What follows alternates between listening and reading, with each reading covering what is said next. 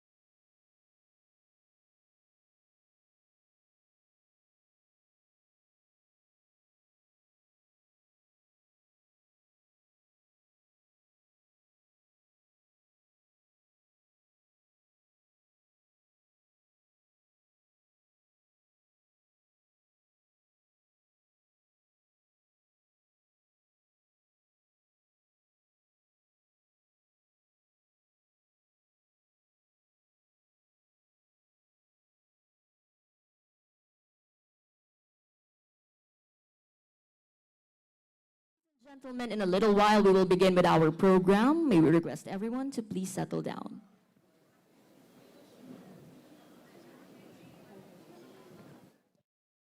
Convergence of Luzon ICT champions and exhibition with the theme Connecting People, Empowering Communities, Co-Creating Smart, Inclusive, and Sustainable Cities by 2028 is made possible through the partnership of the Microgenesis Plant Nation, Ixera, Samsung, Redenta, RPG, National ICT Confederation of the Philippines, the LGU-Naga, DILG, DICT, and the rest of our partners. Thank you very much.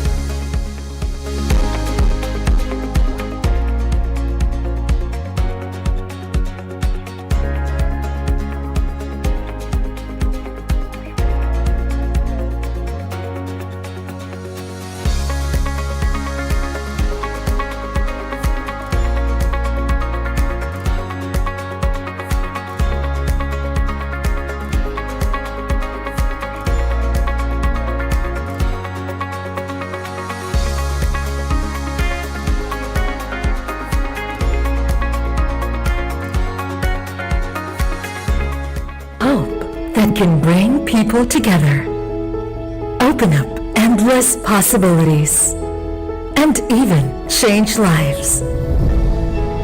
That's why we're dedicated to keeping that connection alive. From fortifying intimate bonds no matter the distance, to building and securing your future, you'll never have to worry about lagging behind. Feel limitless and unstoppable with vast networks and reliable solutions tailored to your business needs. The complete support system you need that makes work and life a breeze. All backed by a trustworthy partner. You can experience the Eastern Touch, where we give your digital concerns personal solutions. We listen, we respond, and we show up with heart. Always committed to serve you with utmost care and attention. Leave it all to us and save your energy instead.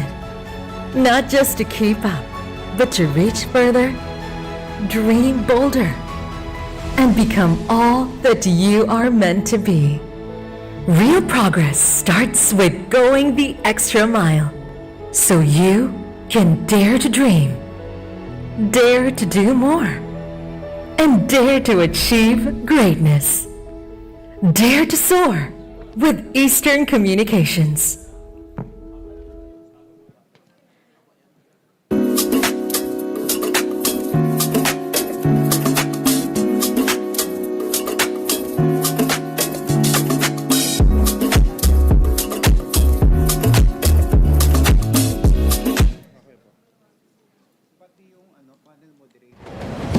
Nak, kaya pa? Okay po. Nak, may pamerienda tayo dun, ha? Mahusay, anak. Sir! Sir! Nak, ikaw munang bahala dito. Ako po? Yung investors, close the deal. I trust you. When the moment demands it, the only path forward is to choose courage. Sir, this is too inefficient. I'm sure there's a better way. Not just to face what's in front of you, but to transform. Hi sir, nice to meet you. Anna from Glow Business. It's the decision to grow, to push beyond limits, and to reshape your own potential. It's choosing not just to endure, but to turn challenges into progress. Doubt into determination, and fear into fuel.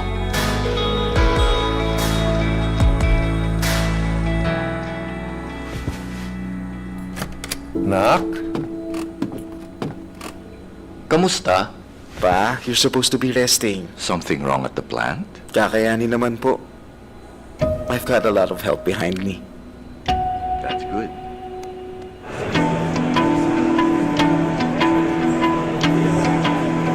Oh, Hijo, Sir, congratulations. thank you so much, sir. Your digital transformation will set us up for years to come. When the moment arrives, choose to rise above. Choose the courage to transform with Globe Business.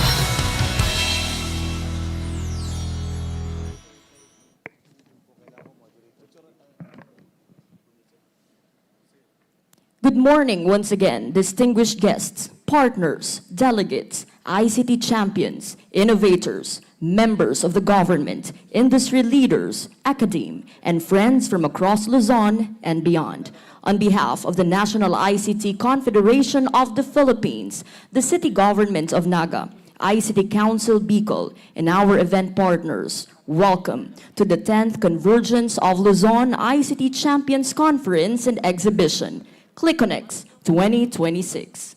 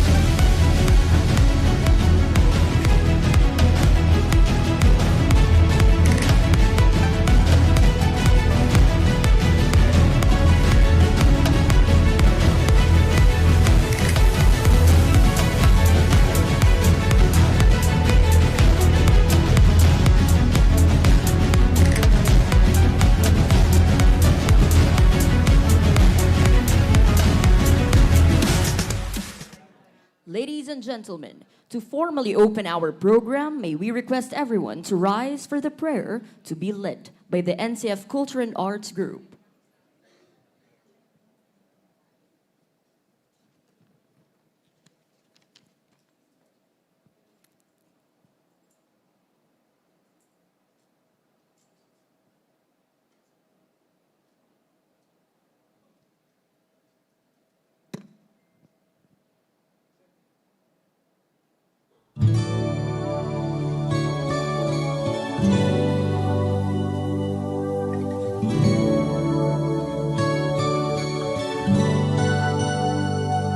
I'm so blessed, my Lord, I can see you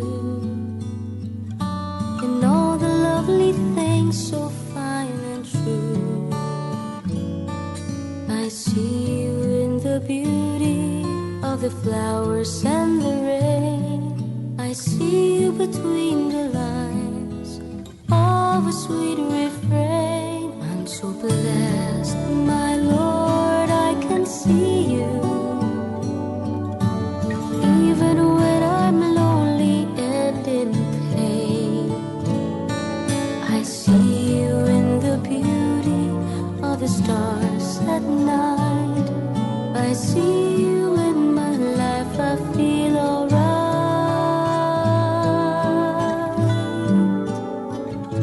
I see you, Lord, in sorrow and in happiness. I see you in the glory of sweet success. I see you, Lord, every hour, every day.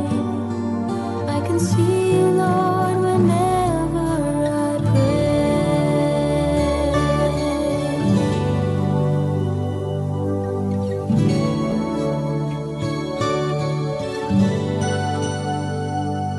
I'm so blessed, my Lord, I can see you in the smile of a baby, sweet and true. I can see you in the eyes of my very best friends. I see you in these bonds, just like your love that never ends. I see you, Lord, in sorrow and in happiness. I see you in the glory of sweet success. I see you, Lord, every hour, every day. I can see you, Lord, whenever I pray. I see you, Lord, in sorrow and in happiness. I see you with the glory of sweet success. I see you, Lord, every hour, every day. I can see you, Lord, whenever I pray. I pray. I can see you, Lord, whenever I pray.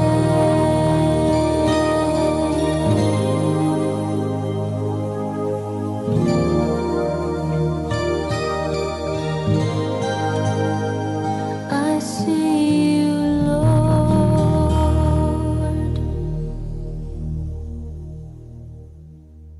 Please remain standing for the entrance of callers to be led by the NCF ROTC unit, to be followed by the singing of the Philippine National Anthem, to be led by NCF Choral and the Naga City Hall Choral.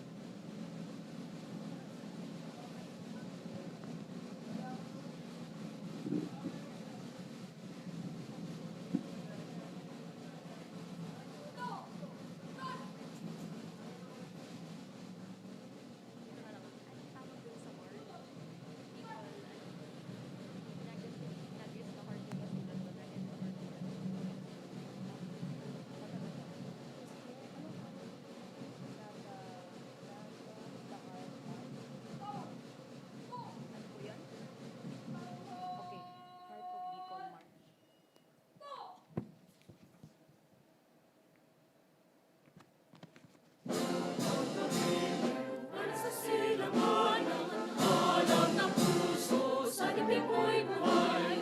Lupang ligirang, tuyang ka ng magiting. Sa manlulupi, di ka pasisingin. Sa dagat at bundok, sa siwit, sa langit bubugong. May dilagang pula ang awit sa malayang pinamahal. Ang islap ng matawat mo'y tagumpay na nagtitigil. Ang bituin ng araw niya kailan pa may nagtitigil. Laban ang araw naman, ating pagsita, ay langit sa piling ko. Ang biligaya naman ay makakapit, ang mamatay ng dahil sa'yo.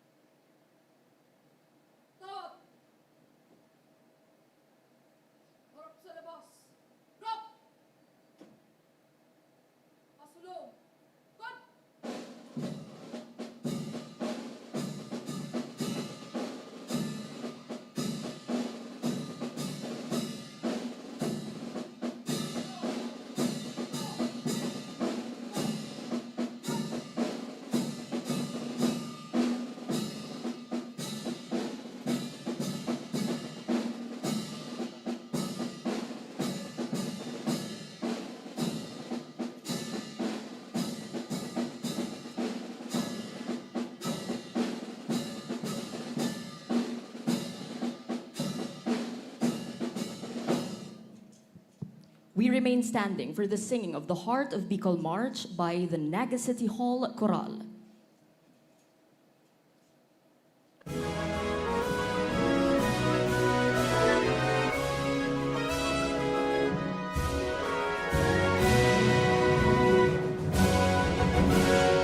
Heart of Bicol, rich in culture and history, you call to mind symbols of the rarest nature, a tree, a river, and a shrine. Sing your songs, we hear your voices in church, the street, and marketplace.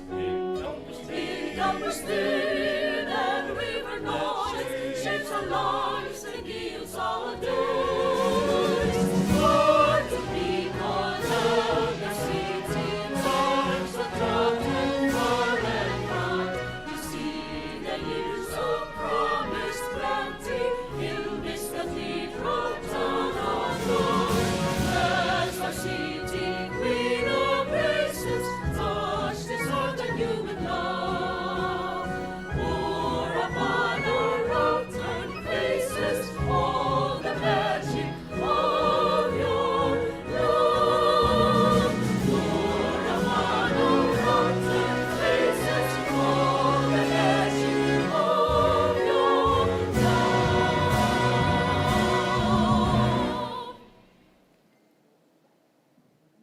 Thank you very much. Kindly take your seats.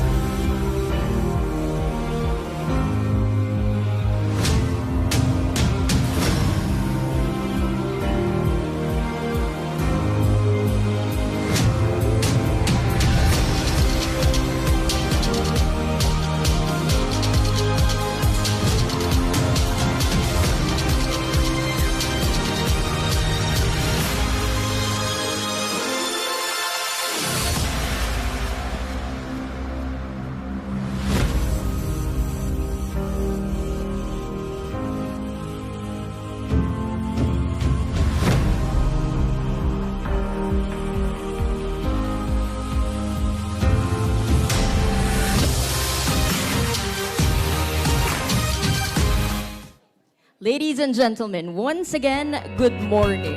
Diyos maray na aga po sa tuya agabos. Welcome sa maugmang lugar. Welcome to the 10th Convergence of Luzon ICT Champions and Exhibition.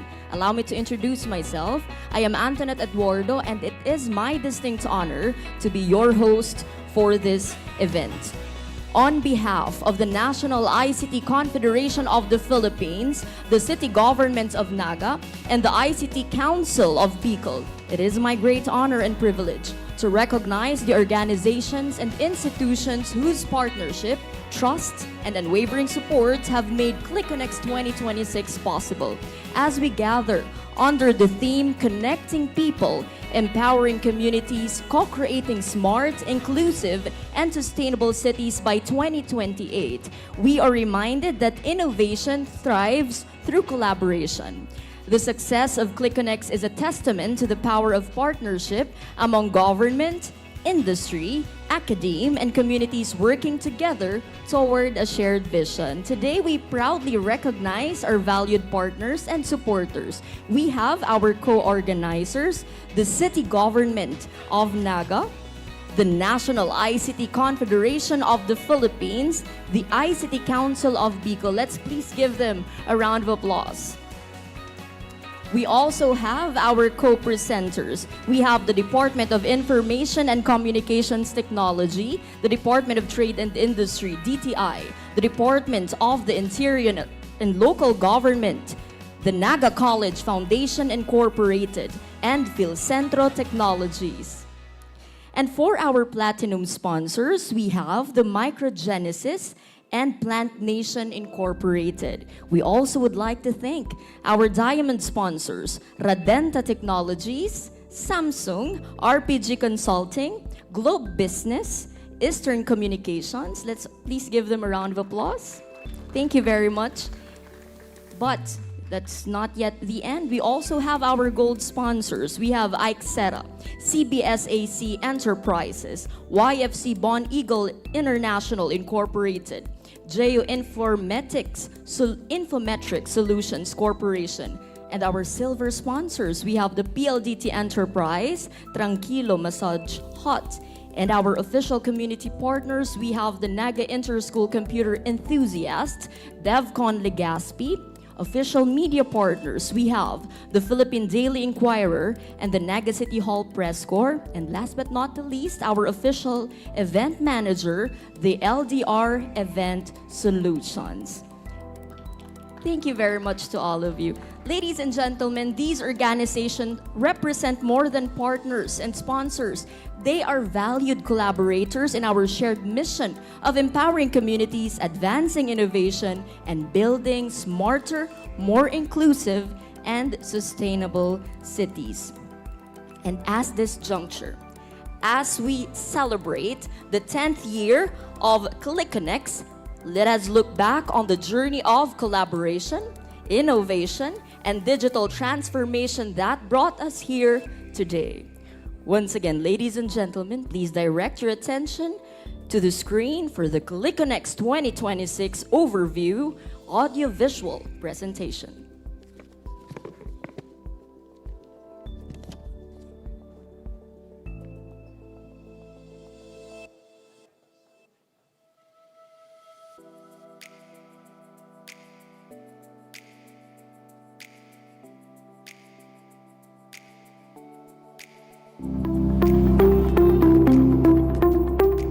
Marahay na aldaw sa Indugabos. Dito po sa Naga, lagi nating tinatanong, paano ba natin mas mapapabilis at mapapadali ang serbisyo para sa bawat Nagenyo? In this journey, we have realized that technology is not just about modernization. It is about helping us listen better, respond faster, and serve our people more effectively.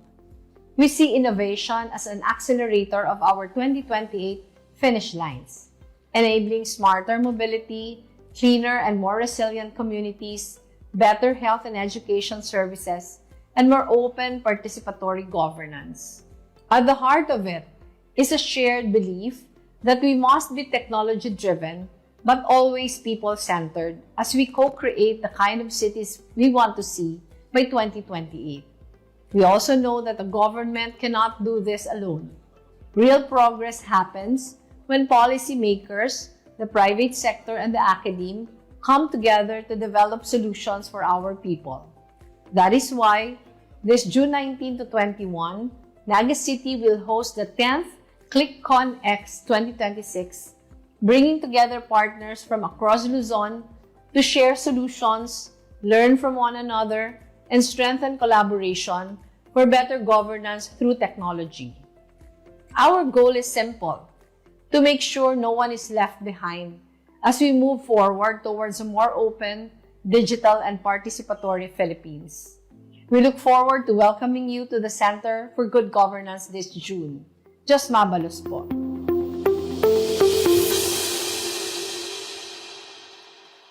There you have it. Thank you very much. You know what, ladies and gentlemen, when I posted about this ClickConnex 2026, a lot of people messaged me. They asked me, paano kami makasali dyan? How can we be able to attend this event? And of course, bilang lang yung mga pwedeng mag-attend. So what did I realize from that moment? I realized that it is actually a privilege to be part of this event. And so may we embrace this privilege and learn from this wonderful event that is, of course, made possible because of National ICT Confederation of the Philippines. Palakpakan po natin ang National ICT Confederation of the Philippines. Thank you very much for making this event possible. It's your 10th year already. Wonderful milestone. And so without further ado, the National ICT Confederation of the Philippines continues to serve as a catalyst for collaboration among ICT councils, local governments, industry leaders, and innovation champions throughout the country. So to introduce the President of NICP, may we welcome a passionate advocate for digital transformation and regional innovation. Ladies and gentlemen, Dr. Mary Joy Abueg, the Luzon Trustee of the National ICT Confederation of the Philippines and Chairperson of Palawan Next. A round of applause, please.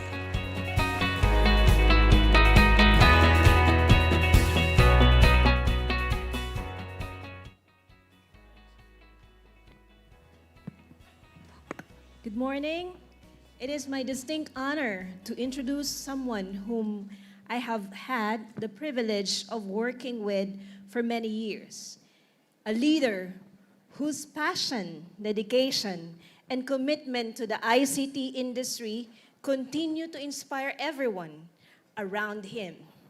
Over the years, I have witnessed firsthand his unwavering dedication to bring together government, industry, academe, and local government, and local communities as well, to create opportunities, strengthen partnership, and advance digital transformation across the country.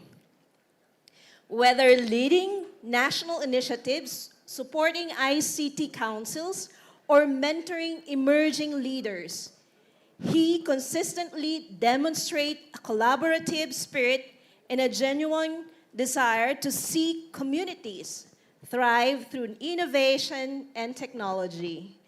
As president of the National ICT Confederation of the Philippines, or NICP, and the president of the Iloilo Federation for Information Technology, he has been instrumental in building stronger and innovative ecosystems, championing digital inclusion, developing local talent, and empowering regions to become an active contributors of the country's digital economy.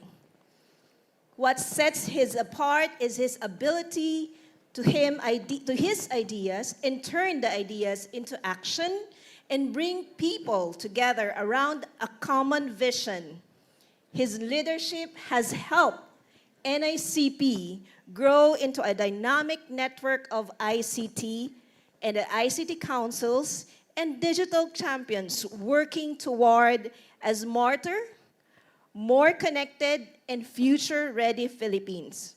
For those who have worked alongside with him, We know him not only as a respected leader, but also a dedicated partner, mentor, and a friend who continuously inspire others to aim high and do more for our communities. Ladies and gentlemen, please join me in warm welcoming the President of the National ICT Confederation of the Philippines, Mr. Jesraf Palmares.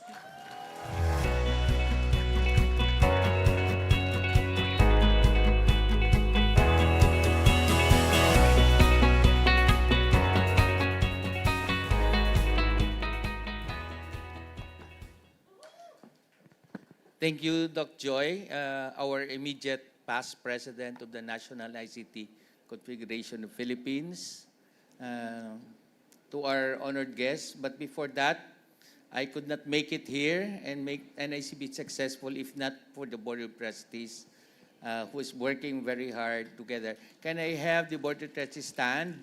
Doc Joy, Vice President Mike, Attorney Ed, Sir Marion, sino pa? Si Sir Darwin, si Ma'am Tita.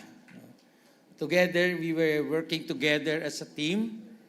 And for the last, this is our third year. I think this is my second term as president. And my third year in the position. Just for the background. And also good morning to our sponsors, Ma'am Raisa, Jill, and the rest of the people from Globe, Eastern, Plant Nation, sino pa? Xera. I cannot name you all, no? But thank you very much for supporting NICP. Before I start my speech, I would like to bring you to the background of NICP so that you will understand. I think a lot of you have known how we came into a National ICT Confederation of the Philippines. So if you remember, during the time of then Secretary Marrojas of the Department of Trade and Industry, he gave a marching order to all the regional directors of DTI to form an ICT councils across the country in the respective cities. One of those councils that was formed way back in 2006 was the Iloilo Federation for Information and Technologies, which I am the president from 2006. That will be my 20th year this year, no, as president. And across the country, the first ICT council was a CEDFIT. We call the Cebu Education Development for Information and Technology, Foundation for Information Technology. From CEDFIT, it was a model across the country. So Dr. Bonnie Belen was made as a speaker to engage through DTI the formation of ICT councils across. And at the time, the Commission of ICT under the Office of President, under Commissioner Mr. Mon Ibrahim, thought that we might as well put together a national body for all these councils. So what he did was to bring the 10 ICT councils at that time in 2008 in Iligan City. No? These are the councils from Mindanao, which is Iligan ICT Council, the Davao ICT Council, the Jensen ICT Council, and the Cagayan de Oro ICT Council. From the Visayas, is the Iloilo Federation for Information Technology, CEDFIT of Cebu, and the Benefit, the Bacolod Economic for Information Technology. And from Luzon was Santa Rosa, Quezon City, and Clark. So out of these 10, the 10th, we signed an agreement in Iligan, and that was the birth of the National ICT Confederation of the Philippines. Today, it's the 10th celebration for the Luzon Cluster Group. And every year, NICP holds 4 conferences across the country. For Luzon, we call it ClickConEx. For the Visayas, we call it Victor, which this year will be held in Danao City. And for Mindanao, we call it Mindacon. This year, we'll be holding it in Pagadian. And the National Summit this coming August will be in Tagum City, back to back with the digital, what you call that, Mike? The digital event of BIMP Yaga, no? It's an international event, a back-to-back international event. So I hope everybody will be there this August. And again, I don't want to read my speech. Again, thank you very much, and I hope you will enjoy the ClickConEx this year. And I'm very thankful the city government of Naga for accepting the challenge to host this year's event. And especially mention to Miss RJ, are you around? Champ and Vox, no? You made this happen, no? In very short time. And of course, if not the support of our dear sponsors, Microgen, Plant Nation, etc., and RPG, Redenta, Eastern, YFC, Bon Eagle, CBSAC, no? This will not happen. And we want you to join, no? In NICP. I know who comes from the different towns and provinces here. Everybody, right? And I encourage you all to join the ICT councils across the country. What we do in NICP, we call the framework of magic, no? Making academe, government, industry collaborate, no? And through our effort, since we are a non-government organization, we try to influence policy and also execution. We are the auditor of the governance in our own local cities and provinces. We sit in the board of the Provincial Development Council, the City Development Council, the Investment Board, the PPP, name it, as private sector representative representing the industry. So we are the voice in each of these councils to bring forth development through digital transformation and innovation. Again, good morning and thank you very much. Thank you very much, President Jesraf Palmares. Thank you very much, sir. That was a very inspiring welcome message. And we would like to thank you, sir, President Jesraf, for your steadfast leadership in advancing the mission of the National ICT Confederation of the Philippines. Through your guidance, NICP continues to strengthen collaboration among ICT councils, local government, industry leaders, academe, and innovation champions across the country. And now, for us to get to know more about NICP, let us all watch this special audio-visual presentation.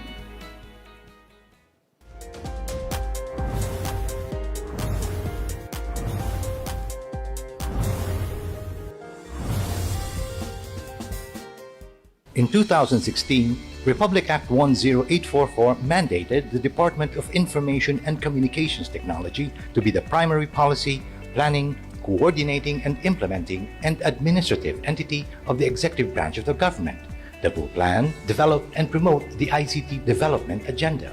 Its areas of focus are policy planning, improved public access, resource sharing and capacity building, consumer protection and ICT industry development, cybersecurity policy and program coordination and countryside development. Some of the latest programs and projects are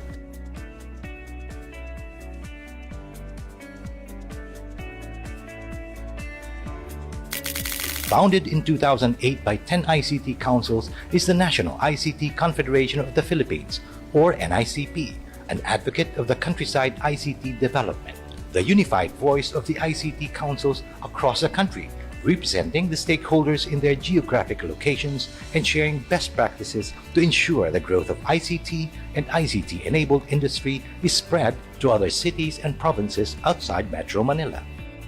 The development of ICT in the countryside elevates and strengthens our economy. So we encourage the local government units to be part of digital readiness and transformation. To our valued clients and investors, our countryside offers competitive landscape where business can grow with a government you can trust. Come visit the Philippines! As partners, they work together with national and local government and local and international stakeholders, making academe, government, industry collaborate to develop plans and programs to promote the ICT ecosystem in the countryside, creating more jobs, generating investments, and driving innovation. The NICP plays a vital role in the implementation of the ICT programs led by the ICT Industry Development Bureau, or the IIDB. Together, they organize activities gathering key champions in the IT BPM industry, startup community, and innovation sector, gearing them towards an inclusive and innovative digital Philippines. They enhance the contribution of digitalization to the countryside, accelerating ICT plans and initiatives as they assess and promote each locality and helping organizations compete in a digitally transformed community.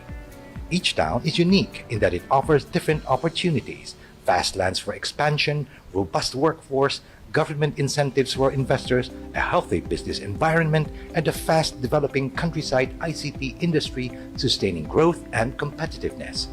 CEDFIT's success moved other LGUs to form ICT councils. Each ICT council is distinctive and multisectoral, whose focus is to help LGUs through ICT in showcasing their location as an IT BPM BPO location of choice.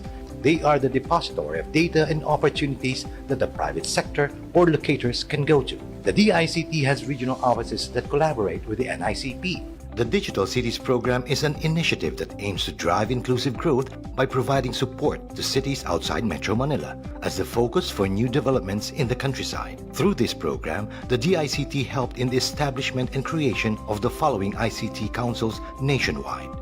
And its 91 ICT councils are ready to assist the LGUs showing intent to create their own ICT council and train them to develop their ICT roadmap and be part of the digital transformation.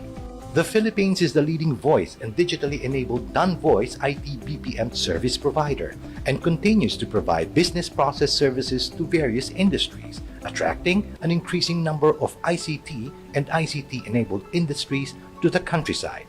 In the future, we look forward to playing a bigger role in the global high-value services and other emerging technologies that benefit people in the countryside.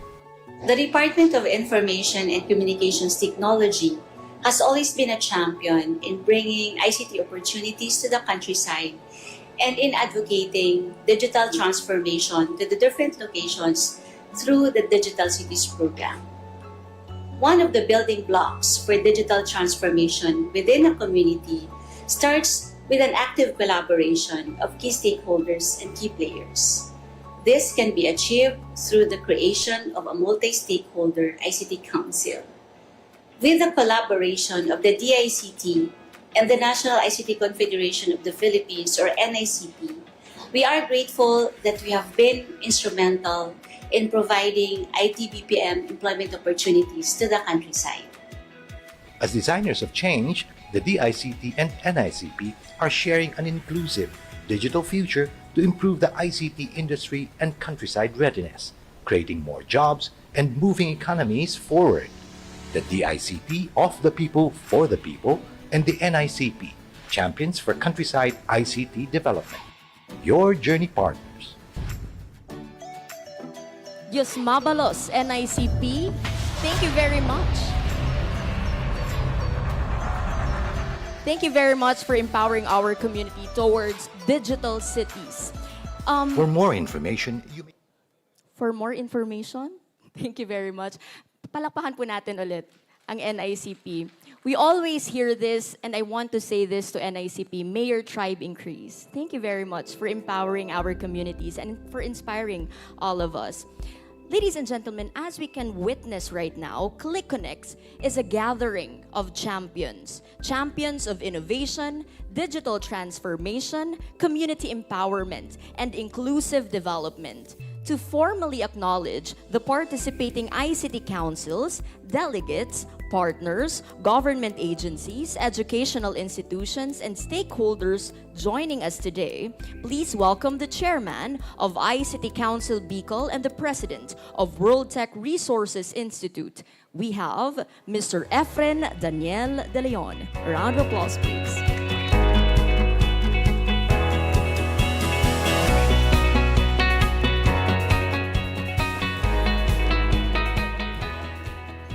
Maray na aga po sa tuya, Gabos. Good morning, everyone.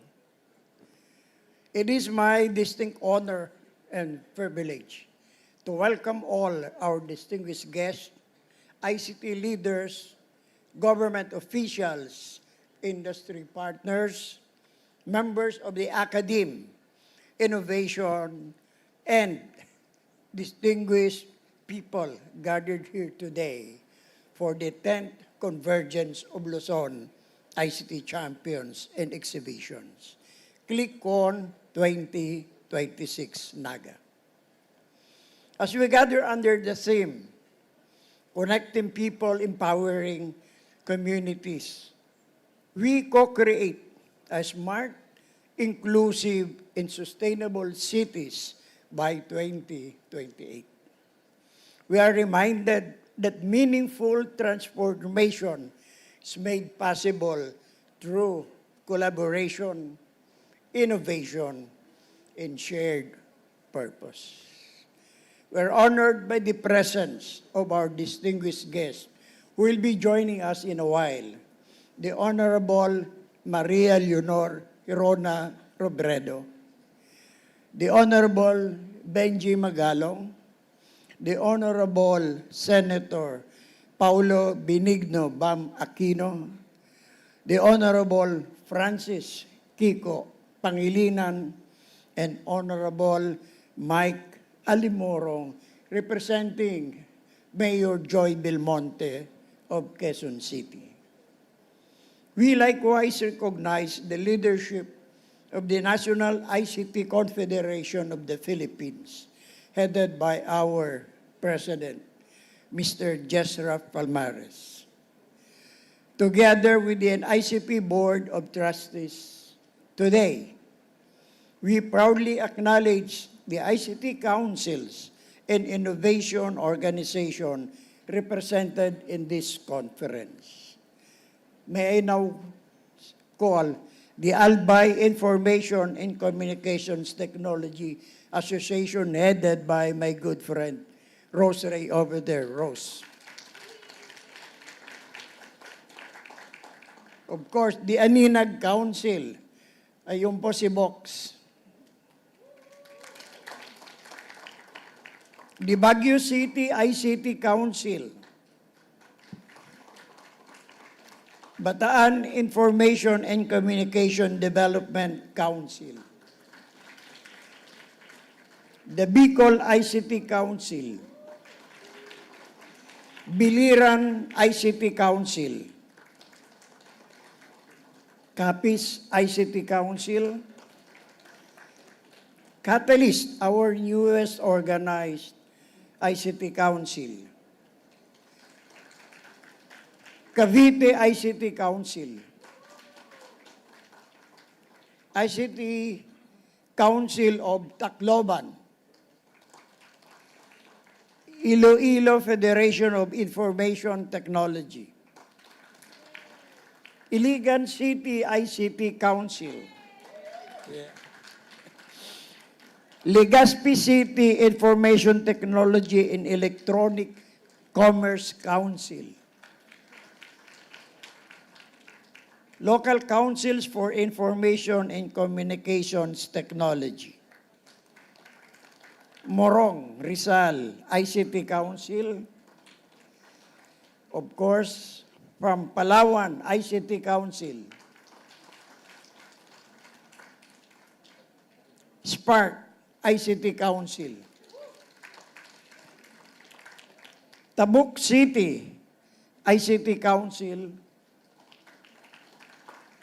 our friends, Taytay ICT Council, and last but not the least, from Zamboanga, headed by my good friend, Mike Lim, Zamboanga ICT Council. We also extend our sincere appreciation to our government partners, Department of Information and Communications Technology. Nandiyan po si Regional Director and all the 9 provincial directors. Department of Interior and Local Government, the Department of Trade and Industry with our Regional Director and Provincial Director. Pakitayo po. Our academic partner, Naga College Foundation, headed by its president, Dr. Mario Villanueva. Our industry partners and sponsors, Plant Nation, Microgenesis Business Systems, Alexira AI Solutions, Radenta Technologies, Samsung, Globe Telecoms, Eastern Telecoms, RPG Consulting, CBSAC Enterprises, YFC Bone Eagle International Incorporated, and Geo Informetrics Solutions Corporation. Our community partners, the Naga Inter-School Campus Computer Enthusiast and DevCom from Legazpi, and our official event manager, LDR Event Solution. To all our partners, stakeholders, and delegates, thank you for your continued support, collaboration, and commitment to advancing digital transformation and innovation across our communities. Your presence today reflects our shared vision of building smarter, more inclusive, and sustainable cities for future generations. Welcome to ClickConEx 2026. Welcome to Naga City. Maraming salamat po. And may we all have a meaningful and inspiring conference. Thank you very much, Mr. Efren Daniel De Leon.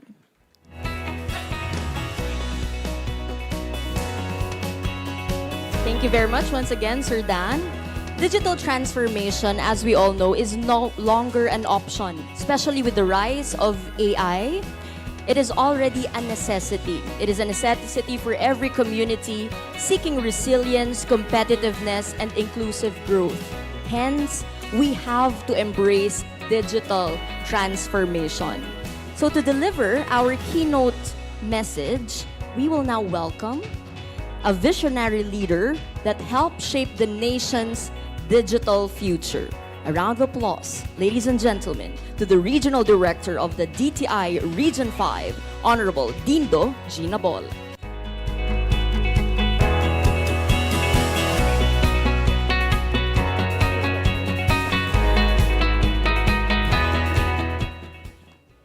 Good morning. I was surprised. Keynote message ba? I think message of support lang. But nonetheless, good morning everyone. Maray naga po sa Tuya Gabos.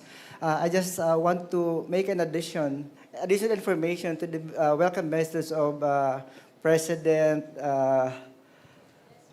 Jasrap. I think Albay ICT was in Iligan when the first NICP meeting was held. We were there. I was there. And we attended in Santa Rosa and in Cabanatuan. So I grew up with ICT, basically. But nonetheless, I received this invitation, this letter of invitation, just a couple of nights ago. And I was surprised that may message pala ako dito sa inyo ngayon. So I was just thinking of just one of the participants for today's convention. But nonetheless, masunurin po tayo. So immediately after, I prepared this 14-page message for you today. So I hope it's just okay with you? Okay. Very good, children. Huwag tayong masyadong serious kasi maraming nangyayari sa taas. Anyway, may I start? I have prepared a message here. So to our esteemed partners from the National ICT Confederation of the Philippines and ICP, where I was also born, 26, 28 years ago in Iligan. The local government unit of Naga, headed by Mayor Leno Robredo, they ever artistahing mayor, so sikat siya internationally. And our dedicated regional ICT councils across Luzon, fellow servants from the ICT, over there, the regional director is there, the ILG and various line agencies, innovators from the private sector, trailblazing startups, representatives from the academia, and most especially, our Luzon ICT Council, champions, Marhay Naga po sa Satuya Gabos. On behalf of the Department of Trade and Industry, it is my absolute honor to be with you today on this historic milestone, the 10th Convergence of Luzon ICT Champions Conference and Exhibit, or the ClickConEx 2026. A decade of convergence is no small feat. 10 years ago, conversations around regional ICT were often fragmented, mostly restricted to immediate business process management. Today, you stand as a powerhouse collective, a driving force that ensures digital transformation does not merely remain on urban luxury, but becomes a countryside reality. DTI congratulates the NICP and all of Luzon ICT councils for 10 years of relentless and visionary leadership. Your theme this year, connecting people, empowering communities, co-creating smart, inclusive, and sustainable cities by 2028, strikes at the very heart of DTI's core mission. When we talk about the year 2028, we are talking about a critical horizon. We are aligning our efforts with the Philippine Development Plan, looking toward an era where economic growth is driven by innovation, equity, and resilience. But let us unpack what is the theme truly demands of us. First, connecting people. It's no longer just about laying down fiber optic cables or setting up cell towers. True connectivity means bridging the economic divide. It means that an online entrepreneur in a remote municipality in Bicol, an independent software developer in Central Luzon, and a digital creative in Northern Luzon will have the same access to global markets as an enterprise based in Bonifacio Global City. Second, empowering communities means moving past isolated success stories. True empowerment happens when technology creates a rising tide that lifts all boats. For DTI, this directly translates into digital transformation of MSMEs, or the micro, small, and medium enterprises, which makes up 99.5% of total business establishments in the Philippines. When we empower our local ICT ecosystems, we build local supply chains, generate high-value regional jobs, and prevent economic migration of our hometowns, out of our hometowns. And the third, the most ambitious part of our theme, co-creating smart, inclusive, and sustainable cities. Notice the word co-creating. It acknowledges a vital truth. The government cannot build smart cities in silo. True innovation is born at the intersection of the public sector, private enterprises, academia, and local communities. From the DTI's vantage point, a smart city is not just about flashing LED signs, automated traffic lights, or cashless payments. A truly smart city is an economic engine that utilizes data and technology to improve the ease of doing business, lower operational costs for local industries, and foster a healthy environment for startups to thrive. DTI is actively laying down the structural foundation to co-create these spaces with you through the following. First, the Innovative Startup Act. we are continuing to aggressively roll out funding, incubation programs, and startup vouchers. We want to see Luzon become a network of interconnected startup hubs, each specializing in unique regional strengths, whether it is agri-tech, e-commerce, logistics, or green technologies. Second, MSME digitalization. Through our shared service facilities like our Fab Labs, and we're so happy to report to you that in the Bicol region, all the 6 provinces of the region have existing Fab Labs as of the moment. In fact, Camarines Sur has 2. So we have 7 Fab Labs operating in the Bicol region. And food labs, regional innovation centers, and digital matchmaking programs. DTI is helping traditional industries adopt AI, cloud computing, and e-commerce platforms. Third, the e-commerce Philippines roadmap. We are targeting massive increase in digital trade contribution to our gross domestic product. But this goal can only be met if Luzon's digital infrastructure and logistics networks are seamless, secure, and smart. Sustainability must be the baseline of these cities. As we embrace industrialization 4.0, our digital tools must help conserve energy, optimize resources, and build climate-resilient economic zones. My friends, as we look around the exhibition outside, we see the sheer brilliance of Filipino talent. We see software solutions, automated systems, and creative designs that can compete on any global stage. But our work is far from finished. If we are to achieve our collective vision by 2028, I pose these 3 challenges to our Luzon ICT champions today. First challenge, break the silos. Let the connectivity we preach manifest in how we collaborate. I urge the stronger ICT councils to mentor emerging ones. Let us create inter-regional digital corridors across Luzon where data, talent, and opportunities flow freely. Second challenge, focus on talent upskilling. We've been campaigning for this ever since the NICP started, but until now it's still a call. The global market is rapidly transitioning towards AI, data analytics, and advanced cybersecurity.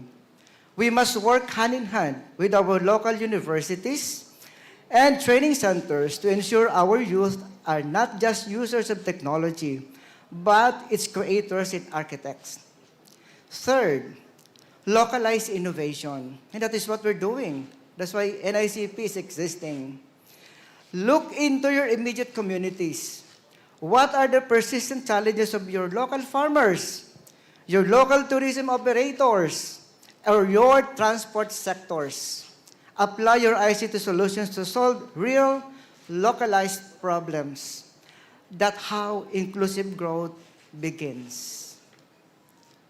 As I close, because I was only given 10 minutes, let me assure you, you are not walking this path alone. The DTI stands squarely beside you.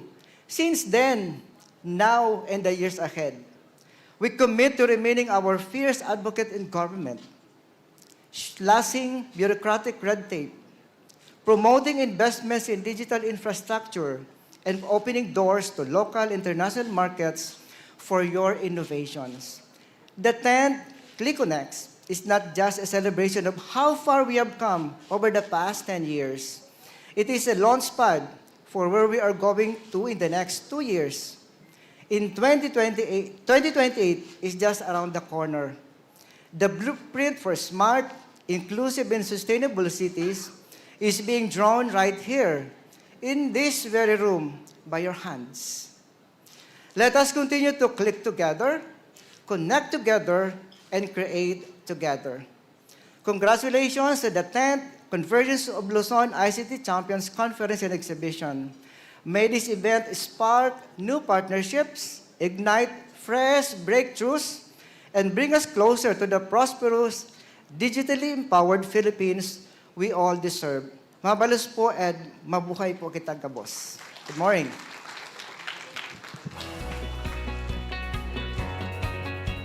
Thank you very much, RD Nabol, for that very inspiring message. I took down notes. Let's click, connect, and create together. We would like to acknowledge the presence of Mayor Lenny Robredo. So as mentioned a while ago, I took down notes. It was mentioned by RD Nabol, it is important that we connect people, and it means bridging economic divide, empowering communities, and co-creating digital cities. The Philippines has so much potential in terms of entrepreneurship, in terms of business. And we are grateful that DTI, as mentioned a while ago, they continue their commitment into empowering the youth, the grassroots, and our MSMEs. Thank you very much for that. RD Dindo Ginabol of DTI Region 5. And now to give a message of support, another inspiring leader of the government, we have the cluster head of the local government operations officer of DILG Region 5. Let us give a round of applause to Mr. Jerwin Novio for his message of support.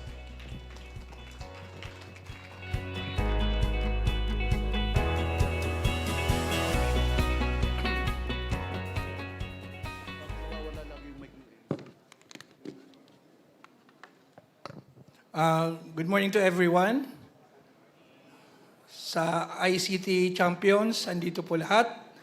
Siyempre sa ating Mayor, Mayor Lenny, sa lahat po ng national government agencies, sa lahat ng academe andito, and also po yung ating private sector and other participants, delegates dito sa ating activity. Marhay na aga sa Indogabos. I was tasked to share with you a message of support. Medyo po bigatin yung aking rini-represent kasi sa program, I am representing Secretary Junvic Rimulya. So, secretary po yan ha. So, ang nangyari po, I was tasked by our regional director, sabi ni RD Escobar, ikaw ang magbabasa ng mensahe ni Secretary Junvic Rimulya. So allow me po to read. Ito po siya, pakita ko. 3 pages lang ito. Kagabi ko lang na-receive. In-email po sa akin. So totoong mensahe po ito ni Secretary Junvic Rimulya. So walang sobra, walang labis, walang kulang. Babasahin ko po in toto yung mensahe ng Secretary ng DILG, si Secretary Junvic Rimulya. So allow me po to read. A pleasant morning to all.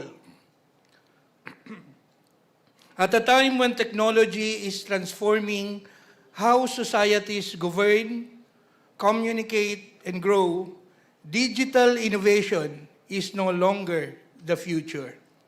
It is the present. The call to embrace innovation and harness technology has never been more urgent.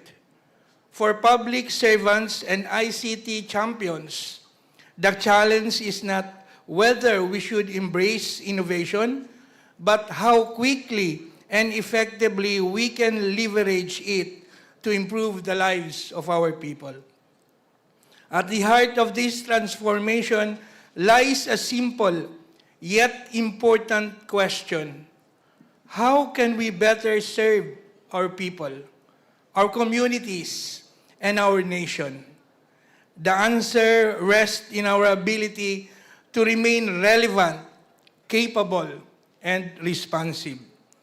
Today, we are called upon to harness digital technologies responsibly and strategically to address governance challenges and improve the quality of life of every Filipino. This vision strongly aligns with the directive of President Ferdinand R. Marcos Jr. to build a more inclusive, efficient, and citizen-centered government, one where no Filipino is left behind in the digital age. In this regard, the Department of the Interior and Local Government expresses its full support for the National ICT Confederation of the Philippines and its partners for spearheading ClickConEx 2026. The DILG remains steadfast in its journey toward becoming a highly responsive and technologically advanced government agency. As a department mandated to promote excellence in local governance, maintain peace and order, and enhance public safety and strengthen disaster preparedness and responses, we are committed to help build smarter, faster, and future-ready local government units. In support of the Ease of Doing Business program, the department continues to assist LGUs in streamlining processes, improving service delivery, and creating a more conducive environment for economic growth and investment. The DILG also works closely with the DICT to advance the adoption of the Electronic Local Government Unit or ELGU system. Through this platform, Filipinos can conveniently access various local government services online, including business permit applications and renewals, health certifications, business tax payments, and real property tax transactions. To further strengthen and simplify local administration, the department developed the Local Government Unit Support System, or LGUSS, which integrates key information management platforms for barangays, cities, and municipalities through the Barangay Information Management System, or what we call BIMS, and the Cities and Municipalities Information Management System. These initiatives represent only some of the DILG's efforts to advance digital transformation across LGUs. We remain committed to helping local governments become more reliable, efficient, and responsive to the needs of the communities they serve. Through these programs, we continue to build smarter, data-driven, and future-ready local governments capable of meeting the demands of a rapidly evolving world. Yet, beyond systems, platforms, and infrastructure, we must always remember that technology is ultimately about people. Its true value lies in the positive impact it creates in their lives. We must continually ask ourselves, has it expanded opportunities? Has it enabled families to access essential services more easily? Has it made government processes more efficient and responsive?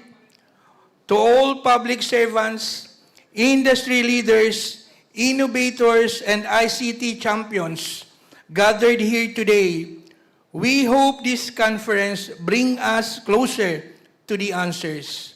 May this event inspire new ideas, transformative initiatives, and stronger partnerships between the public and private sectors as we work together to build smart, inclusive, and sustainable communities across Luzon and throughout the country. Let us continue to be agents of good governance and empower our communities to embrace technology in pursuit of a better, smarter, and digitally empowered future for every Filipino. Maraming salamat po at mabuhay po tayong lahat. Magandang umaga po. Thank you very much, Sir Jerwin Novio. Thank you for representing the ILG Secretary John Vic Rimulya. Now we have realized that every meaningful transformation begins with a shared vision. And it is sustained through strong partnerships. When every community come together, everything becomes possible. I think we all agree. And the success of ClickConEx 2026 would not have been possible without the support of our partners, sponsors, government agencies, local government units, ICT councils, academic institutions, private sector organizations who share our commitment to building smart, inclusive, and sustainable communities.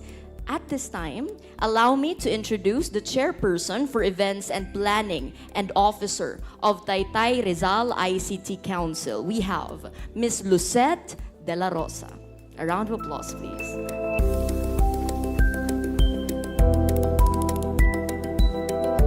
Good morning, distinguished guests, partners, sponsors, colleagues, and friends. On behalf of the National ICT Confederation of the Philippines, the City Government of Naga, and the ICT Council of Bicol, it is my great honor and privilege to recognize the organizations and institutions whose partnership, trust, and unwavering support have made ClickConEx 2026 a reality. The success of this event is a testament to the dedication of the organizations that believe in the power of technology, innovation, and collective action to create a positive change. Today, we proudly recognize our co-organizers, but of course would like to invite the main organizer for this event, the Convergence of Luzon ICT Champions and Exhibition 2026. We would like to invite the President, Mr. Jessera Palmares on stage. Let's give him a big round of applause. Together with the NICP officers and Board of Trustees, please on stage.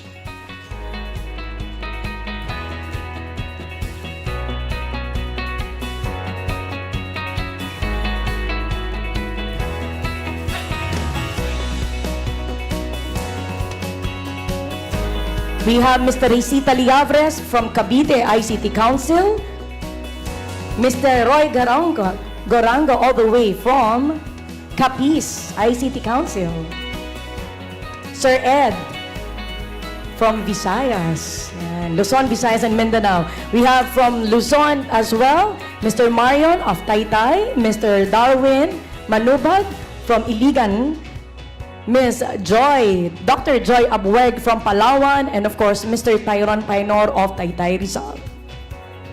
Mr. Michael Chulim from Zamboanga.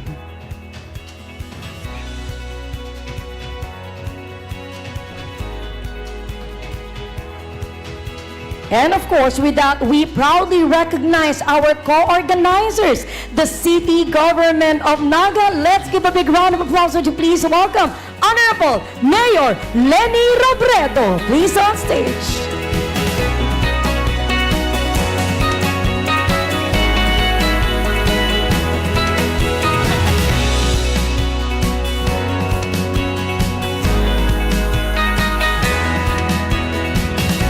May we also invite Aninag from Aninag, representative. Mama RJ, may we as well invite Phil Centro.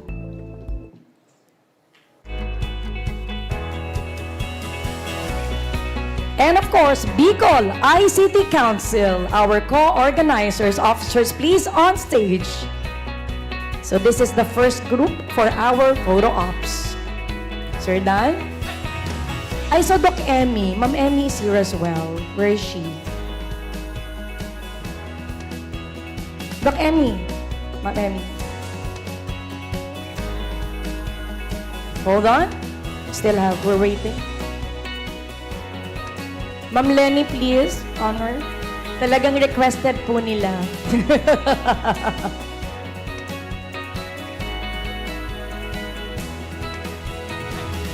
Okay, so this is for the first batch. One step to the right, please. Thank you so much.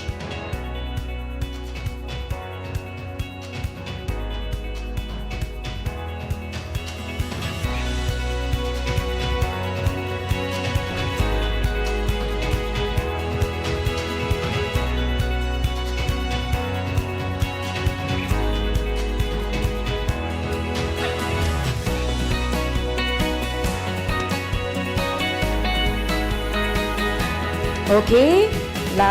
Okay. One more for our video. Hawaii po.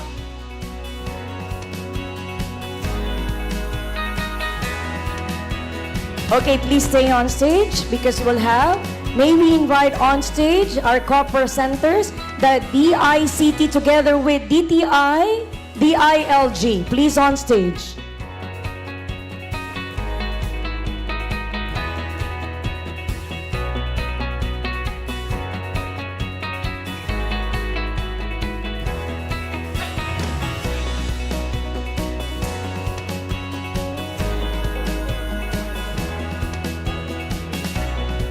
Okay, please stand by for our platinum sponsors. After this, picture, Sir Dun.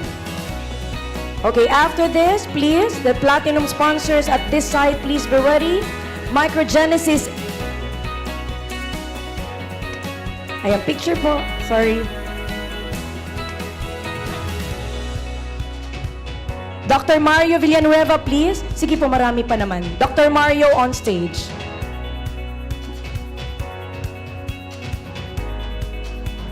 Official natin, sir? Mabilis tayo. Okay, Doc. Next, we have Microgenesis, please, on stage. Okay. Thank you. Please, in front. Microgenesis, in front. With Mayor Lenny, syempre, sa gitna.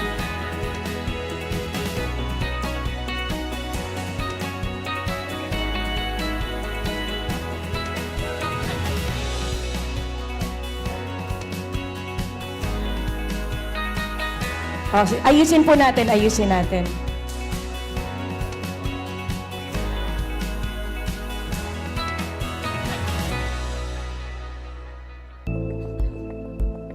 Okay. Naku, ayaw pa naman po ni Mayor Lenny ng ano. Dapat lahat. Oo, equal. Kayo po ang VIP sa amin. Yan. And of course, would like to invite, thank you so much, Microgenesis, you may now take your seat. After Microgenesis, please, Plantation. Plant a Nation. Thank you so much, Plant Nation, please. Let's give them a big round of applause.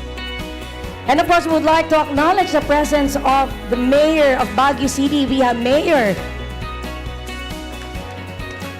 Magalong.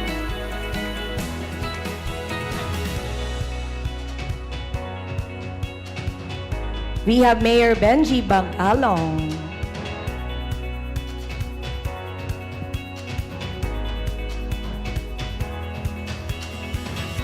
Okay, now may we invite Radenta Technology, Samsung, RPG Consulting, Globe Business, and Eastern Communications, please on stage. Thank you so much, ma'am.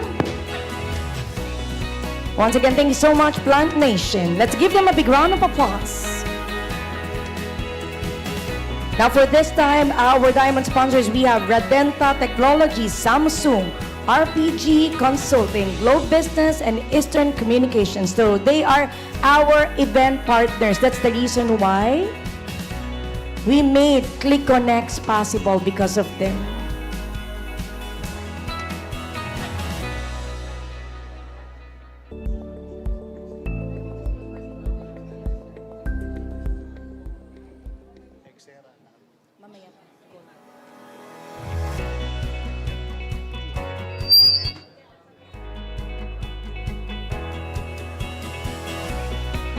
Okay, first shot, ano tayo, bilis po tayo ha, for the first shot. Then, we'll have po our official photographer which is at the second row po. Yan po, si Sir Jaren.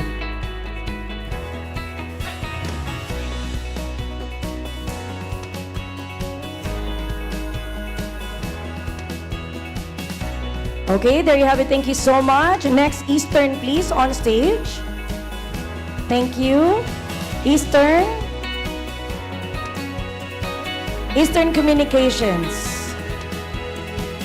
Next, please join with Eastern is Isera, CBSAC Enterprises, YFC, Bonigo International, Geoinformetric Solution. Please join on stage.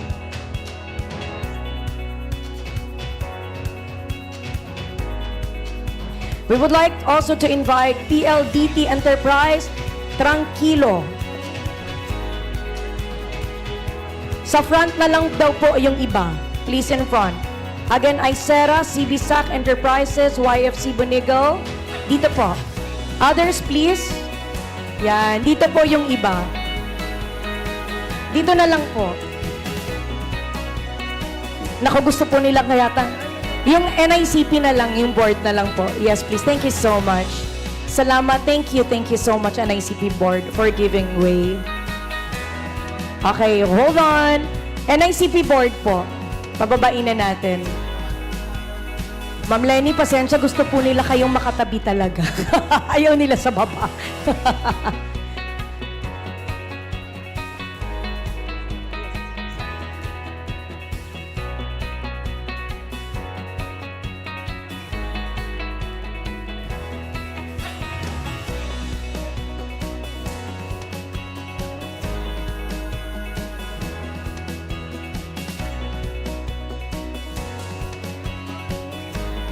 Okay, do we have representatives from the media partners? Are you here? Do we have for our media partners?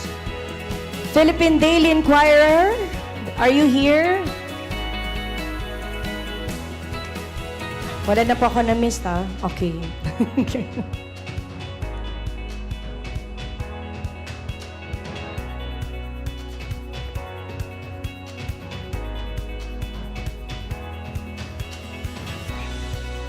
Once again, to all our partners, sponsors, supporters, and collaborators, thank you for your unwavering support, valuable contributions, and steadfast commitment to the success of the 10th Convergence of Luzon ICT Champions and Exhibition. Thank you very much, Ma'am Luzette. And thank you once again to all the partners and sponsors. Your support has made this event possible. Thank you very much to all of you. May God bless you all.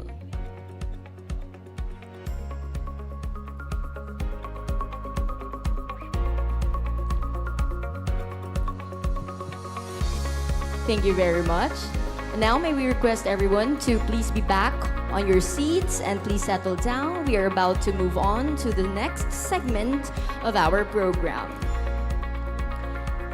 Ladies and gentlemen, every great city begins with a vision. A vision that inspires its people, guides its leaders, and unites communities towards a common future. Today, we are gathered in a city that has long been recognized as a model of participatory governance, civic engagement, and people-centered leadership. A city that continues to embrace innovation while remaining deeply committed to inclusive growth and community empowerment. As host of the 10th Convergence of Luzon ICT Champions Conference and Exhibition, Naga City now invites us to take part in its journey toward a bold and transformative future. But the future does not happen by chance. It is imagined by visionary leaders, built through meaningful partnerships, and realized by communities united by a common purpose. Every great city must continue to evolve. Every generation must define its own destination, and every vision requires a leader willing to bring people together to make it a reality.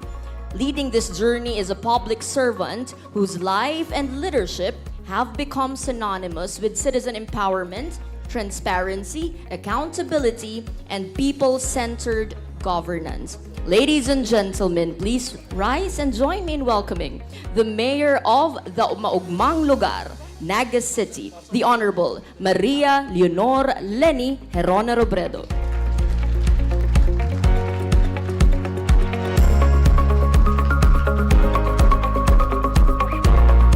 Thank you very much. Kindly take your seats. Mayor Benji Magalong, thank you very much, Mayor, for joining us today. The National ICT Confederation of the Philippines, officers and board of directors, led by Mr. Jesraf Palmares, all the partners who are here. Our special gratitude to all the major event partners who made this innovation initiative possible. Hindi ko na po iisa-isahin dahil Mayor Benji, stickler for time po ako, kaya pinapagalitan ko na yung staff namin. Sabi ko, 15 minutes late na. Bawal malate po dito sa amin, sa administration ko. Marhay na aga sa Indogabos. On behalf of the people of Naga, we are truly honored to welcome you to our maugmang lugar, our happy place. Our gathering today comes at a crucial point. With the tools available at our disposal, how can we deliver services that truly respond to the needs of our people? How do we make sure that technologies do not exacerbate the problems we intend to solve? Under the leadership of my late husband, Jesse, Naga reimagined how to make governance more efficient without losing its human component. Ever the systems man, Jesse led the city out of a serious budget deficit, a growing informal settlement problem, and a system rotten because of traditional politics. More importantly, he showed the city government's commitment to share power with the people. In 1995, Naga, tagal na no? In 1995, Naga began digitizing its city operations. Ano yun na? 1995, hindi pa masyadong pinag-uusapan yung digitizing. And 6 years later, in 2001, the city government launched the iGovernance program, a framework built on 4 convictions: inclusive governance, transparency, people participation, and a culture of innovation. The program used technology to open our government to the people, primarily through a website that published the city's budget, bids and public offerings, and all other relevant information. It was complemented by 2 more platforms: NetServe, an online catalog for service standards, and TextServe, which gave citizens a direct line to City Hall via SMS. These innovations, considered trailblazing at that time, ngayon ano na yun, Jurassic na, allowed us to make our processes more visible and efficient, building not just our people's trust, but our resources and reputation as a leading economic center in our region. We Nagueños take pride in being a pioneer of good governance. That spirit remains unfazed as our collective lives evolve with the times. But if there is one lesson I have learned in our journey, it is that good governance requires constant vigilance and daily commitment. The gains we have already achieved can easily crumble unless we continue to uphold and fight for them daily. It was painful to witness this erosion happening over recent years. And now that more modern technologies are embedded into the very fabric of governance, we find ourselves playing catch-up. We are fortunate that since the beginning of our administration, partners from both the government and the private sector have been generous with their expertise and tools to help build ours. Nearly 3 decades after we collectively declared Naga as our happy place, we are called to reclaim the principles and progress that made it so. We want to make Naga more sustainable and livable, putting quality of life at the center of our efforts, so that our people are empowered to be true and active collaborators in development. To achieve this, we are turning once more to our rallying cry, translating ang maugmang lugar into a set of 8 finish lines. These are concrete aspirations for the next 3 years, co-created with civil society and the communities, to make sure that they are aligned with what Nagueños want the city to become by 2028. Medyo mahaba po yung proseso na pinagdaanan namin bago kami nakakome up nitong 8 finish lines. We started this when I was just campaigning for the mayorship. Lampas sigurong 6 months. Ginawa yung pag-iikot, lahat na barangay, lahat na sektor, lahat na NGOs, and of course, the Naga City People's Council, represented po sila dito ngayon. And 1 year in, almost a year in, we can point to real movement across our finish lines. Overall, we are making good progress with a vast majority of commitments on track for 2028. Hayaan niyo po akong ibahagi sa inyo yung munting ginagawa namin dito sa Naga. Mas maraming LGUs yung mas advanced sa amin, pero sinusubukan po naming humabol. Ang ginawa po namin, we assigned every finish line to specific city offices and specific NGO and PO partners, and define the indicators that would tell us whether we are moving. We set these specific targets in the belief that it will drive our offices to make different decisions, ask different questions, and move with more urgency and purpose. Siguro po yung mga nasa gobyerno, I am sure si Mayor Benji, eto din yung nakikita. Parang very common kasi sa government offices.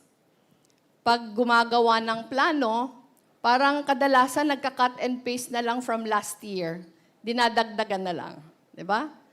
Tapos pag nagsasubmit ng accomplishment reports, parang nandyan, lahat lang activities. Pero hindi na measure yung outcomes. Nung pumasok po ako and we have already identified the 8 finish lines, hinalughog po namin yung buong sistema. Nag-uumpisa kami ngayon sa pinakahulihan pabalik. Pagpasok ko po, nagsimula na for several months already yung budget process, nakapag-identify na ng AIPs, etc. Pero yung ginagawa dati by office. Nung pumasok po ako, inulit namin sa umpisa. Kaya na-late yung aming 2026 budget ng konti. Nung inulit namin ng umpisa, ang paggawa ng budget sa amin, hindi na by office, pero by finish line na. So, nag-create po kami ng 8 clusters. Every finish line may isang cluster. Yung isang cluster, ang kalahati noon galing sa City Hall, yung mga offices na assigned doon sa finish line na yon. Ang kalahati, yung mga NGOs, POs, private organizations that will contribute to the fulfillment of the finish line. So sa umpisa pa lang, planning pa lang, kasama na yung lahat. Dahil ang experience ko po, pag hindi sila sinama sa planning, lagi silang pupunta sa City Hall para hihingi ng financial assistance. Pero, ang ginagawa namin ngayon, kung ano yung activities nyo, ilagay nyo na. Kung ano yung, as long as it will contribute to the fulfillment of the finish lines, kabahagi na kayo ng budget sa city, hindi na kayo kailangan humingi. Kasi yung agenda nyo, naipasok na sa budget ng city. Mahirap siyang umpisahan, pero nakaraos naman. Naka 1 year na po kami. So yung pinakaumpisa po naming finish line, let me just share with you, is to build a thriving and inclusive economy. So pag tiningnan nyo po, meron kaming indicators. Hindi po yan kumpleto kasi masyadong maliit na pag kinumpleto namin. Examples lang ito. So as we roll out our tech interventions, we are already improving in terms of tax collection, business permit compliance, and investment promotion. But, pag makita nyo po, meron pa kaming at risk, meaning to say, hindi pa kami on time sa aming deliverables. Our indicators show that we are lagging behind in an aspect that hits closer to the grassroots. The goal of creating a more dynamic local economy and raising the household income of urban poor families and farmers. We are determined to close these gaps over the next 2 years. Pero ikukwento ko lang po sa inyo kung bakit at risk kami dyan. Na-find out po namin, pagpasok namin, hindi talaga kompleto yung datos. Pag hinahanap namin kung sino yung indigents, iba-iba yung listahan ng indigents. Ang CSWD, meron sila. Yung Urban Poor Affairs Office, meron sila. Yung Persons with Disabilities Office, meron sila. Yung Metro Peso, meron sila. So walang common platform. And pag tinanong mo sila, how did you derive this list? Parang mas reactionary lang. Ito kasi yung mga humihingi. Ito kasi yung sinertify ni Kapitan na indigent. Ito kasi yung identified na kailangan ng tulong from Metro Peso, let us say. So, we decided na ano ba yung datos na mas comprehensive na nandyan? Isa lang sa amin. I don't know with all the other LGUs here. Ang nasa amin lang yung CBMS.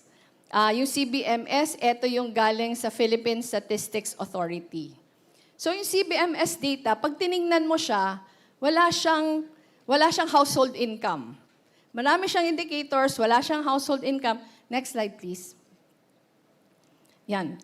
Wala siyang anything. So, ang tiningnan namin, ito yung mga dimensions. Actually, ito PSA indicators ito. Yung CBMS is more than this. Pero ipakita ko lang yung indicators ng PSA. So, ito yung makikita mo. Pero walang household income. So kami, gusto namin magkaroon ng iisang datos lang. Kung sino yung indigents. Ito yung aming basehan. So parang merong 4 dimensions siya with 13 indicators: education, health and nutrition, housing, water and sanitation, employment. Merong mga existing na mga formula. Next slide, please. Ay, mali. Hindi ko pala nasama. So balik tayo doon. Merong mga existing formula na sinusunod namin. So ngayon, parang merong tinatawag na multi-dimensional poverty. I think it will be shown in the next slides. Pero yun na yung sinusunod namin ngayon. Pero sinasabi namin, isang datos lang para sa lahat. Parang extractable na lang yung kailangan natin ng mga particular indicators. Ang problema namin sa CBMS data kasi only about 80% of the entire population of the city was profiled. So ngayon, ginagawa namin yung remaining 20%. So at risk pa kami doon kasi hindi pa tapos yung aming profiling. But when we finish that, makakahabol kami. Kasi sabi namin, when we choose scholars, when we give grants, when we give out loans to small business owners, dapat may pinagmumulan yung datos. Hindi pwedeng naghihintay ka lang sa opisina kung sino yung hihingi ng tulong. Because the reality is that hindi lahat na pumupunta sa atin, yun yung pinaka-most in need. Meron lang talaga masipag humingi. Pero paminsan, yung most in need, wala ngang capacity pumunta sa office. So, obligasyon ng gobyerno na hanapin sila. So, based on our multi-dimensional poverty index, Naga has a 14.02 poverty incidence rate. Tumaas yon from before. Kasi nag-9 na kami from before. But this is, I think, 2024. 2024 data, if I am not mistaken. Gustong sabihin po nito, 1 in 7 households are considered multidimensionally poor. Pag sinabing multidimensionally poor, nakabase siya dun sa indicators na to. Ano ba yung materials ng bahay nila? May nakapagtapos ba sa pamilya nila ng pag-aaral? Meron ba silang kuryente? Meron ba silang access to clean water? So maraming mga indications. The index looks at an expanded set of dimensions and indicators, including traditional survival and physical metric, as well as modern and administrative dimensions of deprivation like connectivity and crime safety. So ngayon, medyo mabagal po kami dito dahil hindi pa handa yung kumpletong datos. But let us proceed to the second finish line. So ang vision 2 po namin, we want to build a cleaner, greener, and more flood-resilient Naga. All the 12 of our sub-finish lines are on track with programs and monitoring in place for flood recession rates, waterway dredging targets, waste segregation, solid waste diversion, air quality, and urban greening. We are also gearing for sustained execution of our interventions, acknowledging the impact of climate change, especially in our region. Mahalaga po sa amin yung indicators na ito. Kasi mahirap magplano kung ang metrics mo hindi nasusukat. Hindi mo alam kung nag-i-improve ka o hindi. Hindi mo alam kung yung interventions mo ba, parang hindi mo mako-cost benefit yung investments na ginawa mo kung hindi mo masusukat. Na after spending this much on cleaning your drainages, nag-improve ba yung pagiging flood resilient ng Naga? So ngayon, meron po kaming baselines na ginawa with the help of experts. May baselines kaming ginawa and every year, ang sabi po namin, susukatin natin ito kung nag-i-improve tayo. Kasi kung hindi tayo nag-i-improve, gusto sabihin, hindi effective yung ginagawa natin. So we proceed to the third vision. Our third vision is to transform our neighborhoods into walkable, orderly, and secure spaces. Here, our indicators are telling us a mixed story. Street lighting coverage has greatly improved. Our AI-enabled transport planning partnership with CIRMO. Hindi ko alam kung nandito si Dr. Cyrus. Nandiyan si Dr. Cyrus, siya yung partner namin dito, CIRMO. CIRMO has been giving us pertinent data on how people move through this city. So with the CIRMO technology that is available at our disposal, nakikita po namin ang mga jeep ba na lumalakbay, ilan yung pasaherong laman. Sobra ba? Kanina pa lang tinetext ako ni Doc Cyrus, sabi niya, sa rotang ito, sobra yung jeep ninyo. Pwede yan ilipat sa ibang rota. So nakikita namin yun. Nakikita namin ilang tao ang dumadaan sa street na to o sa sidewalk na to at any given time. So napakalaking tulong ng CIRMO. Thank you very much, Doc Cyrus. But based on our indicators, we are only halfway to where we need to be in terms of public transport. Unang-una po, napaka-traffic dito sa Naga. Pareho yung problema namin ni Mayor Benji. Pero si Mayor Benji, maraming improvement na sa Baguio as far as traffic is concerned. We acknowledge that this requires coordination across agencies, behavioral change among our people, and sustained political will from the city government. Yung dream po namin ni Doc Cyrus, dadating yung time na yung mga may sasakyan, hindi na dadalhin yung sasakyan nila kasi very convenient and very reliable na yung aming public transport na bawat stop timed na. Pero We are just on our initial steps to achieving that. Before I proceed to the next, dumating na po si Senator Bam, nakita ko sa likod.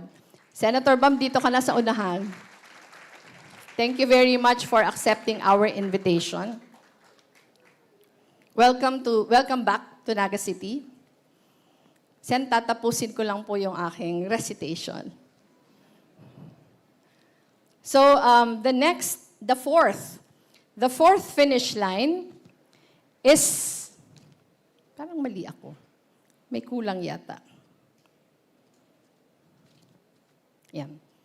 Our fourth finish line is producing healthy and educated Nagueños with decent homes by 2028. So pag tinignan niyo po yung finish line na to, may tatlo kaming targets.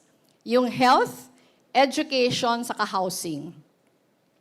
So 5 of our 6 sub-finish lines are on track. From learning outcomes and universal health coverage to social protections and the goal that every Naga family will eventually have a college graduate. Ang dream po namin, bawat pamilya sa Naga may college graduate. Isa pa sa dream namin, walang magtatapos ng grade 3 na hindi pa nagbabasa. On health, in-emphasize ko yun kasi nandito si Senator Bam. Pero mahusay po yung DepEd namin dito, kaya ma-achieve namin yon. On health, our PhilHealth Yakap enrollment has nearly doubled, with 83,838 Nagueños registered in our first 100 days. Pero alam po siguro ng mga LGUs dito, na pag hindi kasi maka-first patient encounter, nawawala sila sa listahan, di ba? Nawawala sa listahan yung nagpa-register na, the following year, kailangan na naman mag-register. Kaya dapat yung na-register natin, kailangan maka-first patient encounter for them to stay on the list. Napakahalaga po na yakap registered yung ating mga constituents kasi napakahusay na ng benefits na nakukuha from PhilHealth ngayon.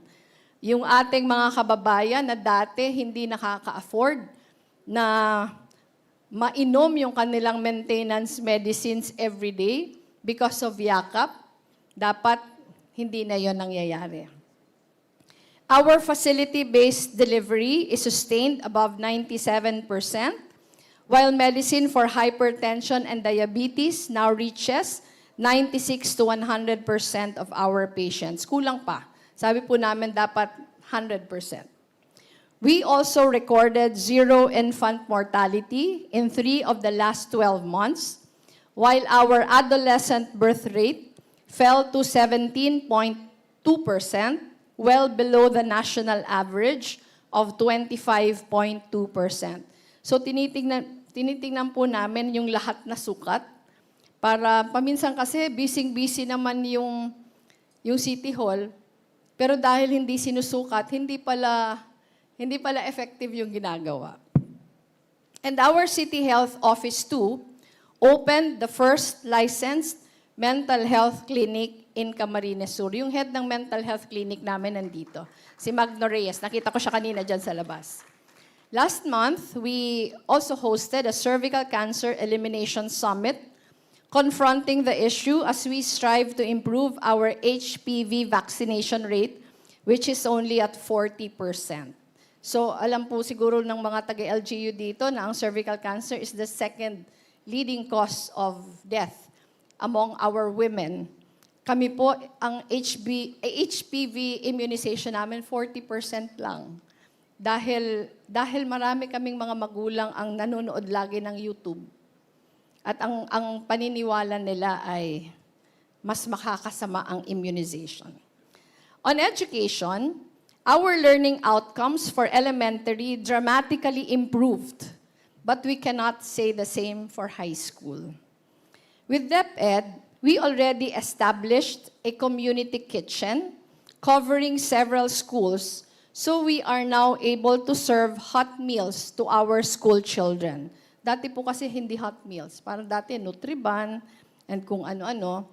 Now we are set to establish a few more this year to cover all the other schools. The supplementary feeding program is also being implemented across all our educare centers. On housing, since I assumed an additional 431 urban poor families now hold land titles, and Naga was selected as a pilot site for an integrated housing, livelihood, and community infrastructure program. In fact po, just yesterday, DSUD Secretary Ping Aliling was here. Marami pong nilaunch na mga programs. Yung pinakauna, may 320-unit rental housing na groundbreaking kami kahapon. Nag-blessing din po kami ng 300 na transitional shelter units. So ano na yon? 620 na yon. Nag-turn over din po ng checks for 2 communities approved under the Community Mortgage Program, mga more than 300 families din, almost 1,000 na yun. Meron pa pong 2 na ita-turn over on August 18. Yung 2 ita-turn over, mga close to 400 families also ang makikinabang. You're also able to enter into an agreement with Ayala Land, yung Bella Vita brand po nila, for our employees' housing. Yun po ay 568 units.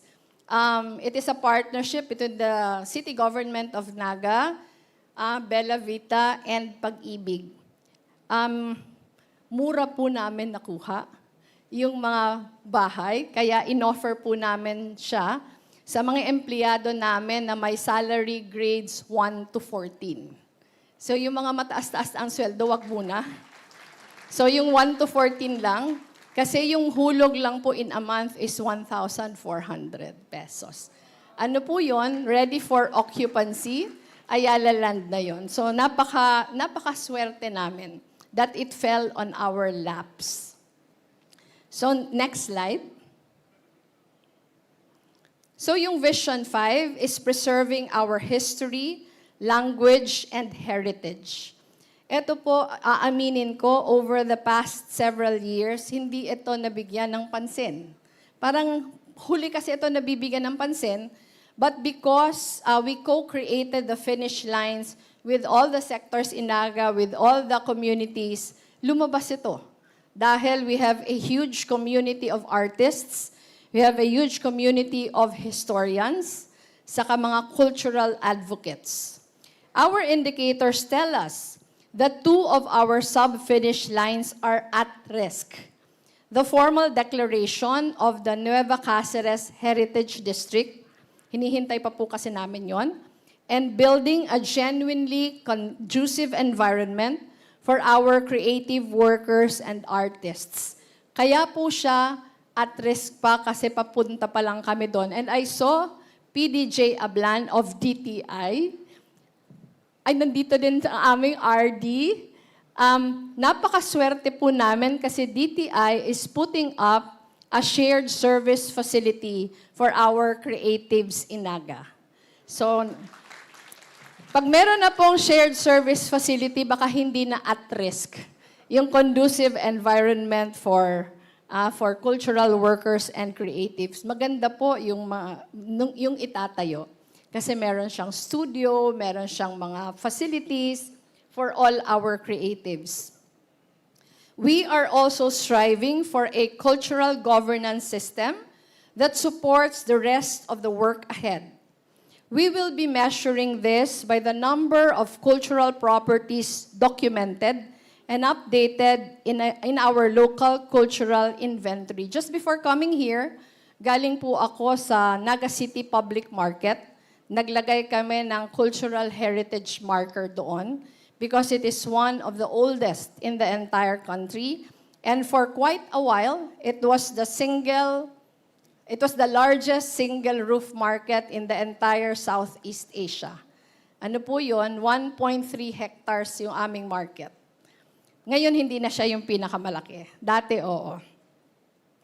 We will also be measuring our work by the percentage of heritage sites recommended for local or national recognition, by how many artists and creatives are registered, and receiving institutional support, by the utilization rate of creative spaces and facilities, by how many schools and barangays are being reached through cultural education programs.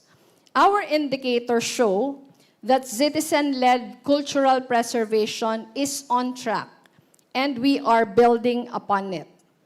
Despite the slower pace at this time, dahil po nagsisimula pa lang talaga initiatives tungkol dito, we are excited for the work ahead in formalizing our heritage protections and expanding support for our creative sector. Next vision, please. Please, malapit-lapit na po. We are reclaiming Naga's reputation as a center for good governance. In my first act as mayor, I signed Executive Order Number 1, our zero tolerance policy against corruption.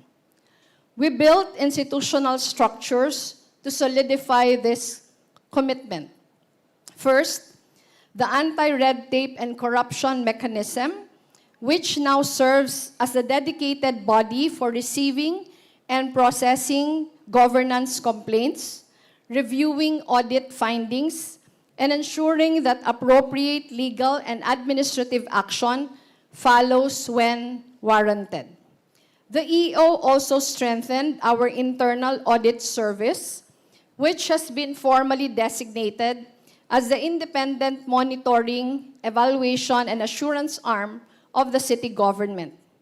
We also reconstituted our project monitoring committee. Dati po kasi yung project monitoring committee ng city, halos lahat taga City Hall, meron lang isang representative from the Naga City People's Council, saka merong isang representative from the barangays. Pero ngayon po, yung project monitoring committee, mas marami na yung tagalabas ng City Hall. All the professional organizations, engineering, architecture, represented. So, nandun po yung PICE, nandun yung UAP, nandun yung IIEE, nandun yung Association of Mechanical Engineers.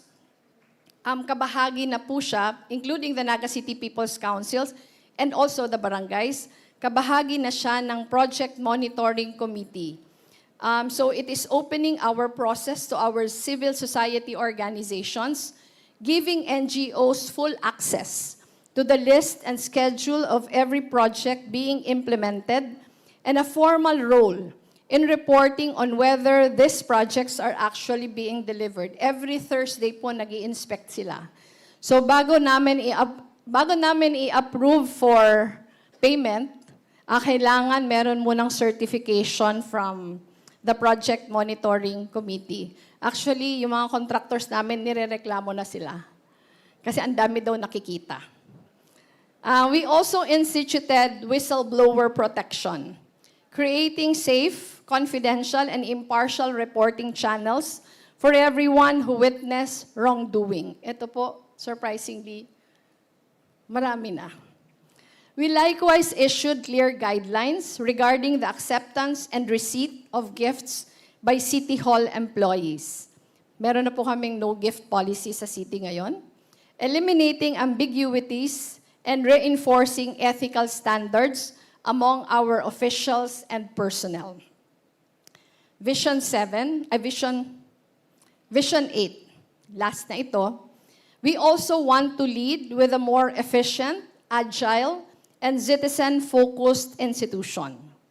There is still a lot of work to be done on agility and efficiency. Ito po yung cause ng frustrations ko. Over the past year, we have already worked on reducing steps in government transactions. We have centralized our procurement, built a more efficient fleet management for all City Hall vehicles, and trained our frontline workers in customer experience and problem solving. Naglagay din po kami ng strict spending guidelines, and because of this, we were able to cut meals and representation expenses by 75%. Noong 2024 po kasi parang ang gastos ng city for meals and representation 48 million pesos. Na-cut down po namin yon by 75%. And despite the fuel crisis, dahil po sa fleet management and pag-i-stricto namin, we have reduced our fuel, oil, and lubricant costs by 25%. Electricity consumption in city government also dropped by nearly 9% in March. Kahit po summer, bumaba pa kami ng konti as far as electricity consumption is concerned. Dahil nagbubukas lang po kami ng aircon, 9 o'clock, pwede lang mag-aircon hanggang 4 o'clock. Meron po kaming team na naglilista ng mga violators. So, nung pinakahuling mancom po namin, pinakita namin yung lahat na opisina na nagva-violate. Aside from this, we have also completed already our rationalization plan with the Development Academy of the Philippines and established a learning and development core team to align our workforce with the city's direction. Siguro po, yung mga taga-LGU dito, alam natin yung problema ng mga LGU, di ba? Dahil yung nag-a-appoint ay politiko, kadalasan ang parameters ay hindi merit-based. Kundi iba pang ibang considerations. Nung umupo po ako, pwera doon sa konting team na dala ko, nag-hands off ako sa hiring, promotions, and firing. So yung personnel selection board, sila po yung nagre-recommend sa akin. Ang aking sinabi sa kanila, kung sino yung number 1 sa process ninyo, yun yung i-appoint natin. And we have been doing that. Lastly, we have also seen the most progress in our work for an open, digital, and participatory Naga. All 3 of our sub-finish lines are on track. Participatory budgeting, building a fully digital and smart city, and open and accessible government through full digital transparency. At the core of our open and digital city approach, nawala ako. At the core of our open and digital city approach is the MyNaga app, our flagship citizen engagement platform. Launched a month after I took office. Hindi ko alam kung nandito sila. Ang babata ng gumawa. Halos a little more than a month lang ginawa. Pero MyNaga app has surpassed 33,000 downloads already, becoming the largest citizen engagement platform in the Bicol region.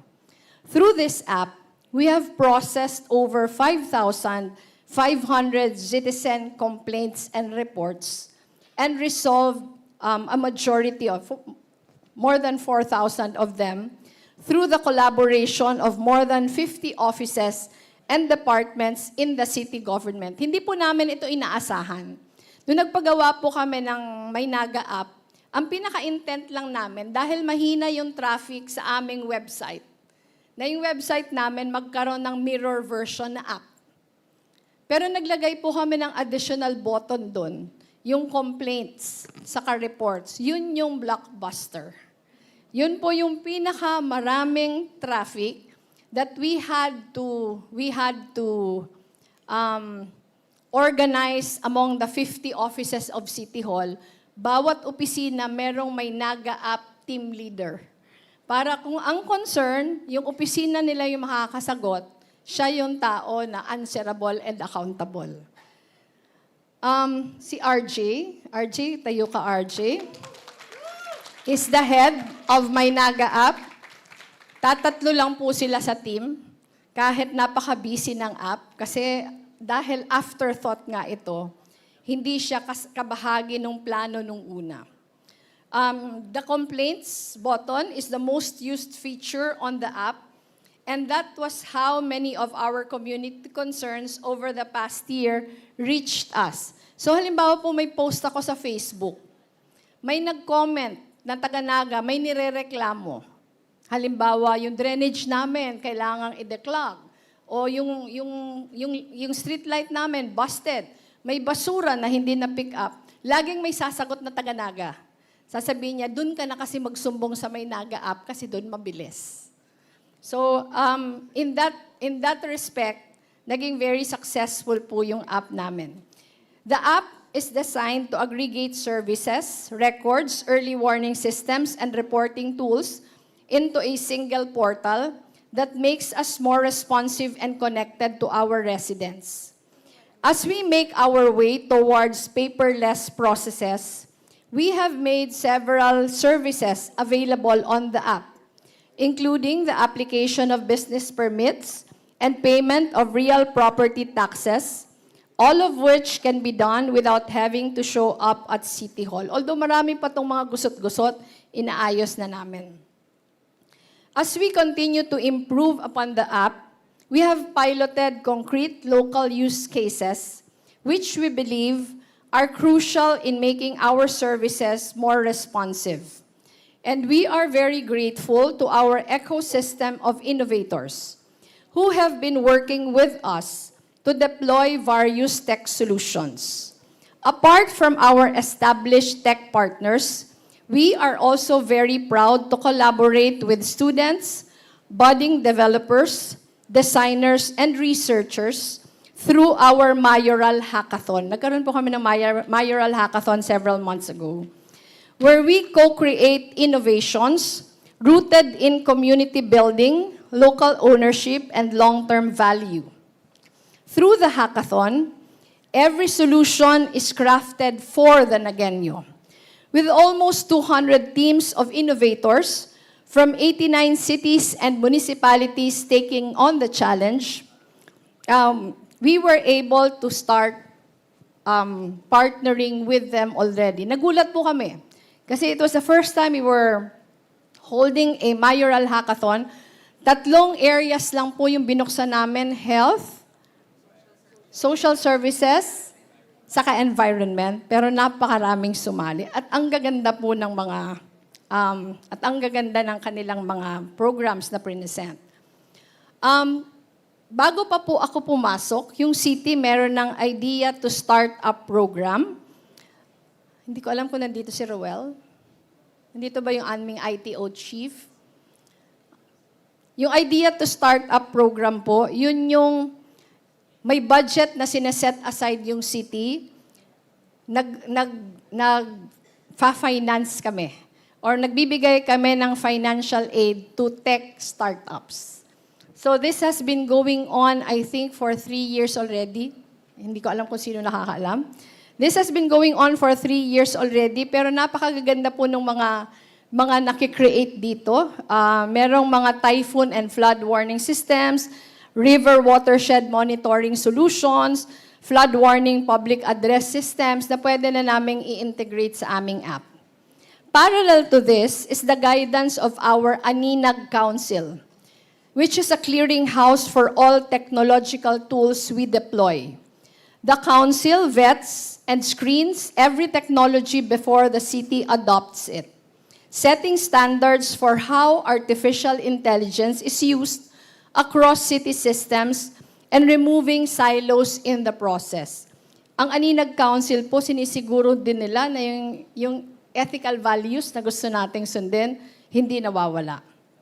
Today, together with our partners, WeSolve Foundation. Nandito ba si Ken? Ken Abante is here of WeSolve. Stride Technologies, Naga City People's Council, and Better Gov PH, we are launching the Naga City People's Budget Portal. Ngayon po yung launch nito. This builds upon our belief that the city's budget is a reflection of our heartbeat and collective priorities. With the People Empowerment Ordinance of 1995, reinforced by our 2017 People's Budget Ordinance, we have nurtured a culture where the people are co-authors of our governance. With this portal, we are reinforcing that spirit. This is a unified platform that serves all stages of our annual budget process. It allows city offices and our Naga City People's Council to submit programs, projects, and activities in a structured way, aligned with national DBM standards. Isingit ko lang po pala, kanina po, I told you na yung budget process namin naka-anchor na dun sa 8 finish lines. Pero ang per cluster, ang head po nun dalawa. Isa from City Hall and isa from the Naga City People's Council. So silang dalawa yung nagmamanage ng planning and budget process to ensure na hindi lang City Hall yung nagpaplano. Na yung aspirations saka yung mga gustong gawin ng mga NGOs and people's organizations are taking into account when we do the budget. So this program will show how each budget item aligns to our finish lines and outcomes. It will make cost assumptions and price data open to public scrutiny. It replaces the fragmented Excel and Google Sheets-based coordination between our City Budget Office, our City Planning and Development Office, and our local finance committee. Our demo site, where our offices are starting to post their proposals are for public comment, is now live on budget.naga.gov.ph. We will also make our budget data understandable, breaking down the jargon so that every citizen can see exactly where their taxes are going, and how the investments align with our finish lines. We will steadily launch features throughout the year so that people are empowered to participate in every stage of the budget cycle, from budget preparation, legislation, review, execution, and accountability. Our mission is to make the budget process a meaningful exercise shared between the city government and our citizens. A budget shaped and powered by all Nagueños. To complement this portal, we have been working on a broader People's Budget Reform Program. Our partners from the Naga City People's Council, We Solve, People's Budget Coalition, and higher educational institutions have been organizing workshops and training activities to empower our sectors to build their own people's agenda and translate them into budget proposals. More broadly, we are making the people's budget proposal free and open source. Kaya lahat pong LGUs, pwede pong gayahin ito, pwedeng gamitin. All code, data schemes, and documentation will be publicly available so that any LGU in this country can adapt, and build on what Naga has built. Ganun naman yung humuhusay, di ba? May mag-uumpisa, dadagdag ng iba, hanggang maganda na talaga siya. All of these efforts are geared towards a simple premise, that AI and technology can be a force for the greater good when they are built and used for the right reasons. The true measure of our work will always be answered by simple questions. Did it reach the person who needed it most? Did it make their life a little more dignified, a little more secure, and a little more their own? We are at a remarkable moment for governance in this country.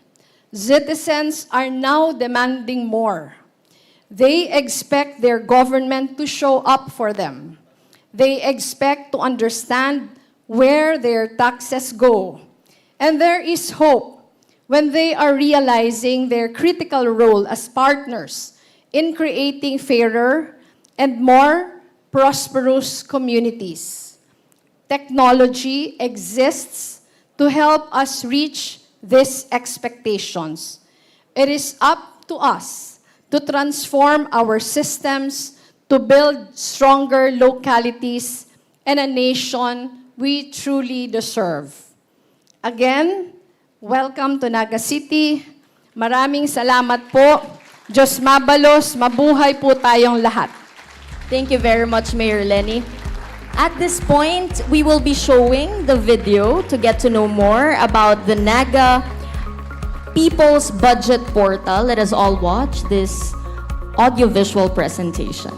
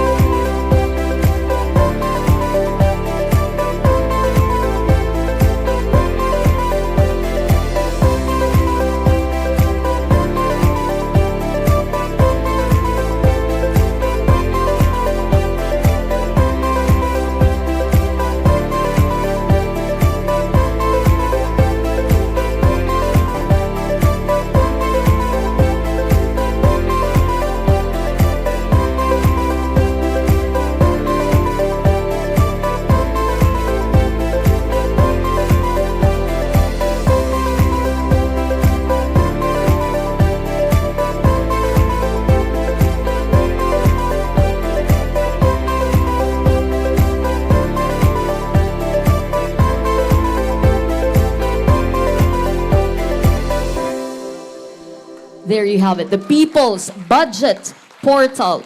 But this would not be possible without the partners that made this a success. Ngayon pa lang sinasabi na natin that this is going to be successful. So we would like to invite here on stage, we would like to welcome back on stage Mayor Lenny Robredo for the photo opportunity with the partners of the Naga People's Budget Portal. Joining Mayor Lenny Robredo from LGU-Naga, we have Mr. Dave Bercasio, Mr. Wilfredo Priles Jr. From Naga City People's Council, we have Mr. Elmer Santo Domingo Jr. and Mr. Loribel Nachor. From We Solve Foundation and Stride Technologies, we have Mr. Kenneth Isaiah Abante, Ms. Paula Brita Apines, Mr. Andrew Mendoza, Mr. Kim William Lee, Ms. Ayla Concepcion, and Mr. Julius Noque. Ladies and gentlemen, the people behind Naga City People's Budget Portal.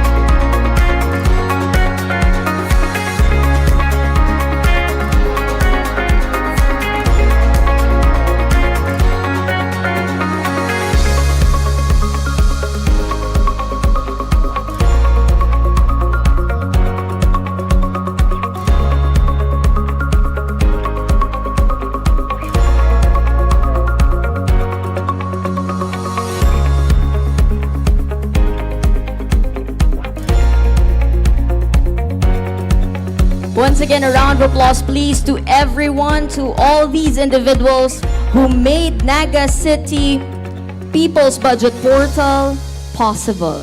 Yes, mabalos po sa Indogabos.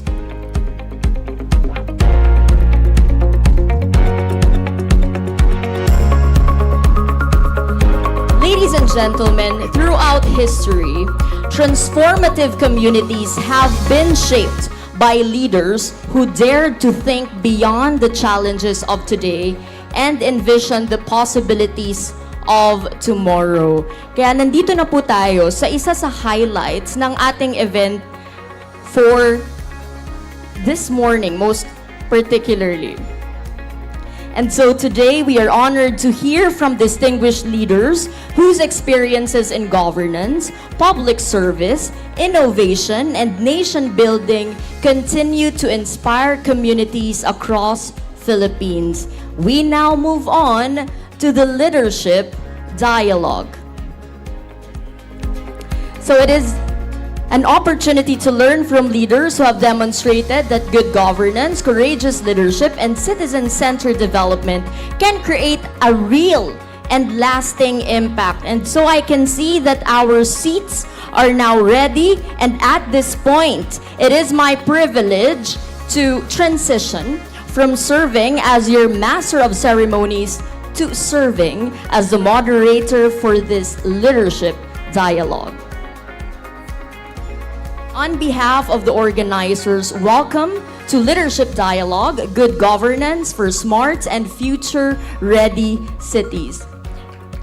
Now, ladies and gentlemen, allow me to introduce to all of you our distinguished panelists.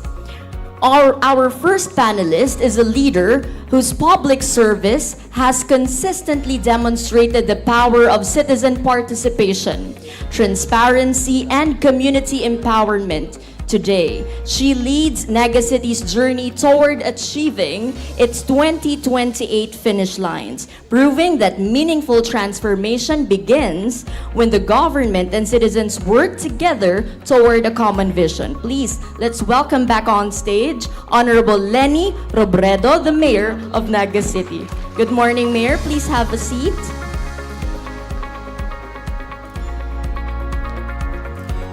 And our next panelist is widely respected for his unwavering commitment to integrity, discipline, public safety, and institutional reform.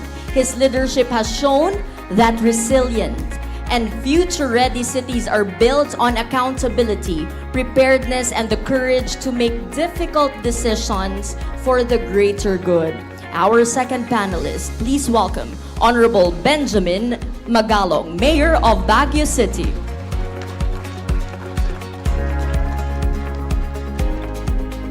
And our third panelist is a passionate advocate for entrepreneurship, innovation, and inclusive economic growth.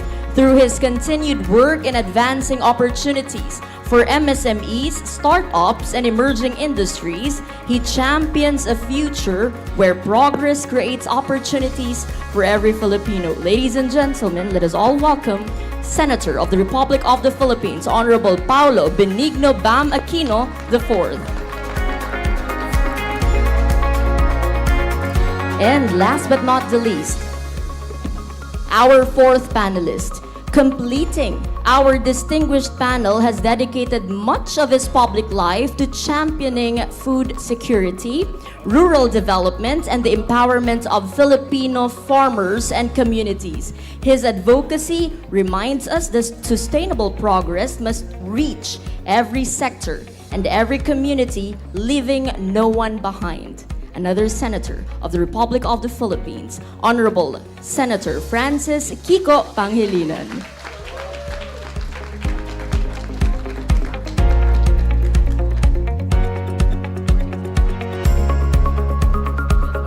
Good morning to all our panelists. Good morning, ma'am and sirs.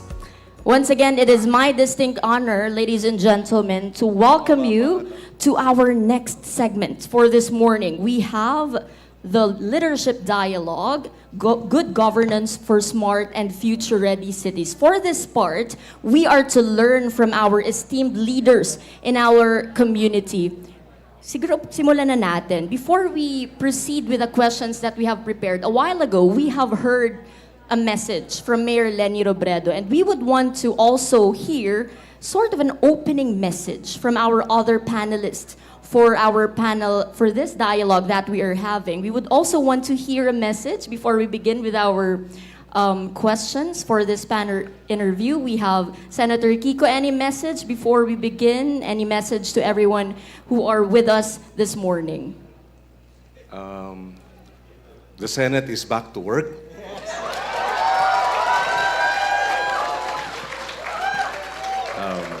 We have BAM is back as chairman of the Senate Committee on Education. Ako rin po as chairman of the Committee on Agriculture, Food and Agrarian Reform. And so we're excited to have, actually I'm more interested in listening to and hearing your questions so that we can address a number of them.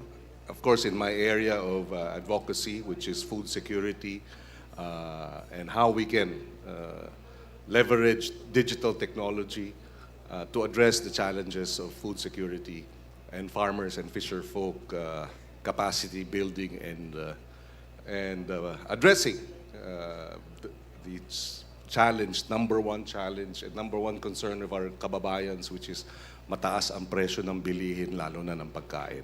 So that's, I'm excited to listen to you and we will have this exchange. Good morning. Thank you very much, Senator Kiko. It's good to know that there's also innovation when it comes to agriculture. As we all know, the Philippines, kailangan galingan natin sa agrikultura. Ito ang bumubuhay sa ating mga Pilipino. Kaya good to have you back sa Committee on Agriculture, Senator Kiko. And now we would like to hear as well from Senator Bam.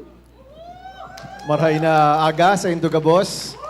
Good morning to all of our friends here. Good morning, Mayora. I'm actually speaking after lunch, no? So I'll say much more after lunch. Pero nais ko lang pong sabihin na we're very, very happy to be back in Naga. Dito po, nagsisimula ang maraming innovations, no? This of course started when Mayora Leni was still in the office of the Vice President. We would be working with her even back then. And until today, we find that, you know, this Naga right now, nagiging nexus po siya for a lot of innovation, as well as Baguio City actually. No? Marami pong mga innovations pagdating sa good governance, maraming innovations when it comes to supporting our people, getting them to participate, being very responsive to the needs of our countrymen. And more than speaking later, I'm here to learn also. So very excited to be here and thank you to the organizers for inviting us. Maraming salamat. Thank you very much, Senator Bam. You traveled, our next panelist to give a message, traveled all the way from Baguio City, and we would want to hear from you, Mayor Magalong, before we proceed with our questions. Go ahead, Mayor. Magandang umaga sa inyong lahat, and thank you very much, Ma'am Lenny, for the invite. I just would like to inform you that I left Baguio at 10 o'clock last night. Anyway, I just would like to inform the Senate, thank you very much for joining us, Senator Kiko and Senator Bam, because the local government units are watching the Senate.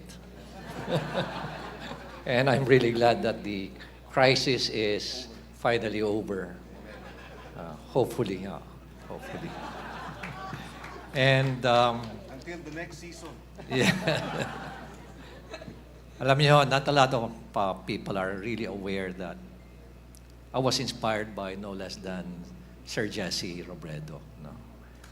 We started on, when I was in the Philippine National Police, we actually started on the wrong foot. Medyo nagkabanggaan kami, was the secretary, the ILG, and I was then the head of the transformation program of the Philippine National Police, yung Platform Plan 2030. Ang nangyayari kasi noon is since the questions of the secretary then cannot be answered by the Chief PNP because he's not actually into the operational nuances of the Patrol Plan 2030 transformation. Tinawag ako. At may mga tinatanong si Sir Jesse na sinasagot ko na sinasagot. Ako sumasagot. Hanggang sabi ko sa kanya, binigyan ko siya ng libro. Ibinagsak niya yung libro. Binagsak niya yung libro sa harapan ko. Sabi ko, tapos na yung karir ko dito. But you know what? Nagalit siya sa akin sa umaga.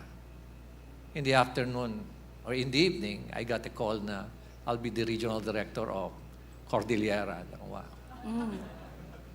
After that, about 3 weeks after, every time he comes to go to Abra, lagi niya na akong tinatawa. And that's where I saw a human being, a true leader, very compassionate. And that's where we started our professional relationship and our friendship. Kaya naman, hats off ako lagi kay Sir Jesse. And he actually is the person who inspired me. And that's the reason why I'm so passionate about good governance. Thank you very much, ma'am. Thank Yes. you. Thank you, Mayor Thank you very Magalong. much, sir. Mayor Lenny, anything that... No more. Let's proceed. Let's get the ball rolling, ladies and gentlemen.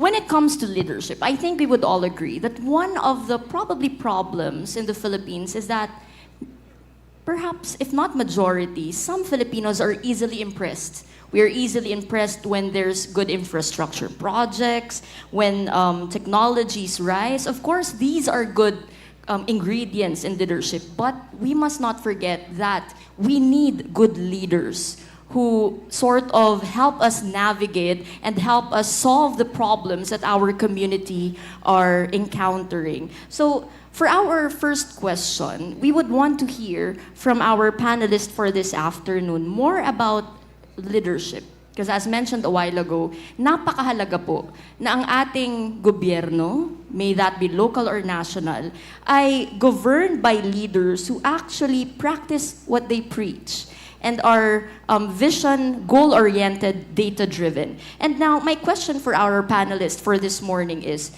we say that we want to be future-ready. We are already looking at 2028.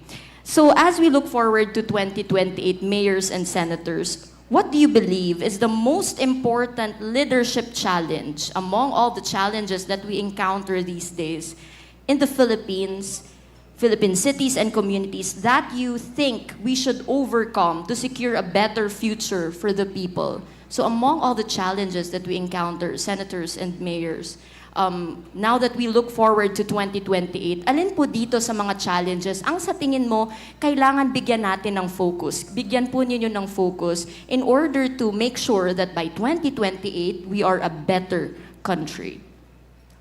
Shall we begin with perhaps Mayor, going here, Mayor Lenny?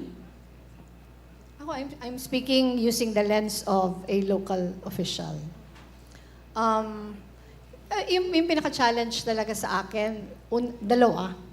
Unang-una, parang yung tao nasasanay siya to measure you kung ano yung visible na nagagawa mo. Marami kang natayo na kung ano-ano. Hindi niya na-appreciate yung hindi niya nakikita unless nararamdaman niya yon. Meaning to say, ang pinakamadali, yung what is visible. Pero yung mararamdaman niya, it takes a while. Yung mga initiatives that mararamdaman ng tao, hindi siya nararamdaman agad. Matagal yung paggawa nun. So having said that, as a local official, first-term mayor, parang may pressure sa'yo to perform. But at the same time, it's a tough balancing act. Kasi alam mo na hindi yun yung importante. Ang importante, not what is visible, pero ano yung foundation ng mga magiging visible. Inuumpisahan ko siya sa pag-strengthen ng bureaucracy. Kasi tingin ko, yun talaga yung magde-deliver ng better service to the people. We can always talk about technology, we can talk about AI, we can talk about progress, pero kung hindi handa yung baba, wala din. Pag hindi strong yung foundations, wala din. So, yung sa akin, pinaka-challenge talaga yon. Yung paano mo mababalanse, na ginagawa mo yung what is not visible, pero tumitiwala sa iyo yung tao. Yung power of the long game. Yung, kaya mo to ginagawa, kasi mas magiging mabuti tayo in the future. Mahirap yun for politicians like us. Pero having said that, I am also fortunate that I come after my husband. Kasi parang, may expectation na to the kind of, saka may understanding ang tao, to the kind of public servants that we are. Yung veering away from traditional politics, veering away from patronage politics, para makapagtrabaho ng maayos. So yung pagpasok ko, ang daming kong binawal. Nag-strengthen ako ng social protection, social services, pero ang dami kong binawal. And yung mga binawal ko, yun yung mga bigay-bigay. Binawal ko yung mga ayuda na walang papapuntahan. May nagagalit doon. Pero I think in the long run, ina-expect ko na lang na sana, before matapos yung 2028, nararamdaman na nila why we had to do this. Okay lang pong i-follow up ko muna yan before we proceed with Mayor Magalong. Paano mo makakalculate if the community is able to really feel it? Kasi mahirap siya eh. Mahirap siyang i-measure. Mahirap i-measure. Paano mo, Mayor, masasabi? Just an advice for everyone. How will you be able to measure that indeed the people are able to feel the projects or development of the community? Mahirap yon. Mahirap siya kasi hindi mo nga nabibigla yung feeling. Example, mahilig yung mga politiko sa payouts. Ngayon, ang chapter ng buhay ng Pilipino ngayon, mga ayuda, di ba? Mahilig sa payouts, pag magbibigay ng AIX, magpipila yung mga tao, bibigay ng paskuhan, bibigay yung mga tao, magbibigay ng tupad, magpipila yung tao. Ako, binawal ko yung lahat. So ngayon, binawal ko yung payouts, binawal ko yung mag-iipon ng mga tao. Pag national government agency yung magpapaipon, pumapayag lang ako pag gagawin nila yun sa loob ng mall para air-conditioned. Pero kung hindi nyo gagawin sa isang air-conditioned na lugar, hindi ko yun ipapayag. So yun yung number one. Yung tao, na-appreciate niya yun. Kasi nararamdaman niya yung empathy na naisip mo na ayaw mo silang papilahin ng matagal and ayaw mo silang mainitan. Halimbawa, magbibigay ng payouts for senior citizens. Hindi na ako pumapayag na grupo lahat. Lagi ko sinasabi, kung magbibigay kayo ng payout, national government agency, pumunta kayo doon. Doon nyo ibigay kung asan sila. Halimbawa yung Paskuhan, dati sa Naga, iipunin yung mga tao, tapos magsispeech yung mga local officials bago ibigay.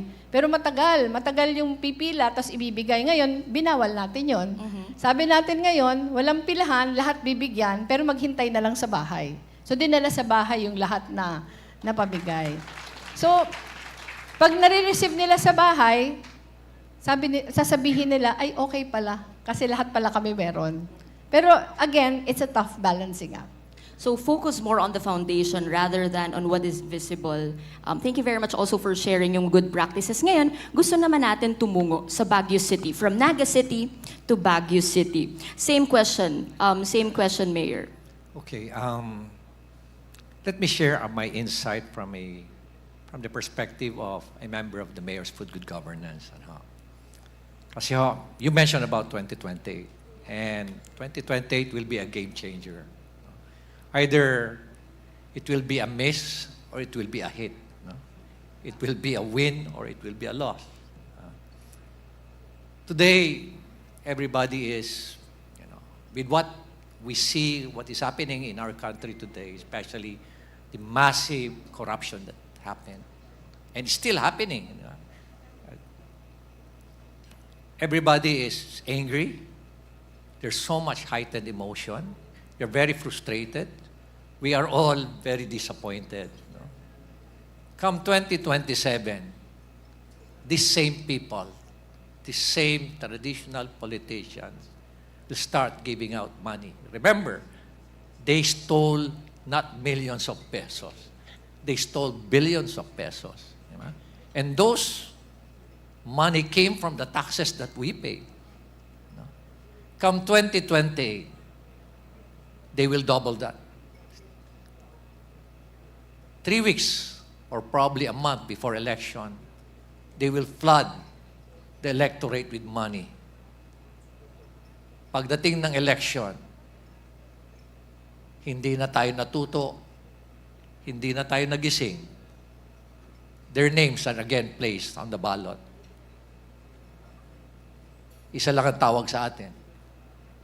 Napakalaki nating kayo na mag-isip.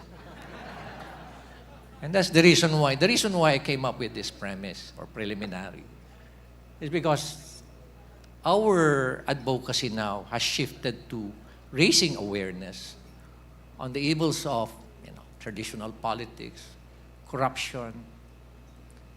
We're shifted to choosing the right leaders. That's why almost every 2 weeks we go around the country. We just came from different provinces. We just came from Tacloban, by the way. We came from Iloilo, Cebu, went to Pangasinan, Quezon, Laguna. Not to campaign. No, we don't have any intention to go for national position, but to educate especially our young people. Because there's no short-term solution in addressing the ills of the bad governance that we are experiencing now. There's only a long-term solution. We're going to start it with the young people. So, yung advocacy namin is not personality-based. It is process-based. So we're now engaging our young people to choose the right leaders for this country, and hopefully we won't miss that in 2028. So, empowering, especially the youth, through education. Sa paglibot mo, Mayor, dun sa mga na-mention mong lugar, worth it ba siya? Or nakikita mo po ba na meron din tayong nakikitang improvement sa ating society? Is your going to different places worth it? Because you see that there's improvement. Meron akong nakikitang magandang kinakalabasan nito. Yeah, you see. One thing I observe about our young people, they're so passionate. No? They're aware. No, I would say siguro mga 90% they're aware of what's going on. But one thing about our young people is we have to give them a chance to take the lead. Kaya nga lagi kong sinasabi sa kanila na I hate calling you future leaders. Because if there's any time that you should be leaders, it should be now. And leadership or age should never be a factor in leadership. Diba? Kung titignan mo yung capacity and capability of our young people, there's so much courage, there's so much energy. They are very outspoken. They are not afraid to speak up. They believe in change. And they want to make a big difference. That's why we have to invest in our young people. So it's worth it. It's worth it, Mayor. Now, from local governance, we move now to the local national governance. Sa palagay ko, lahat tayo nanood nung tinawag pa nga pong Senetflix. And so, but what is perhaps beautiful or good to witness is, sabi nga ni Senator Kiko Pangilinan, tuloy-tuloy na ngayon ang trabaho. And now, coming from senators, tumungo po tayo sa national governance.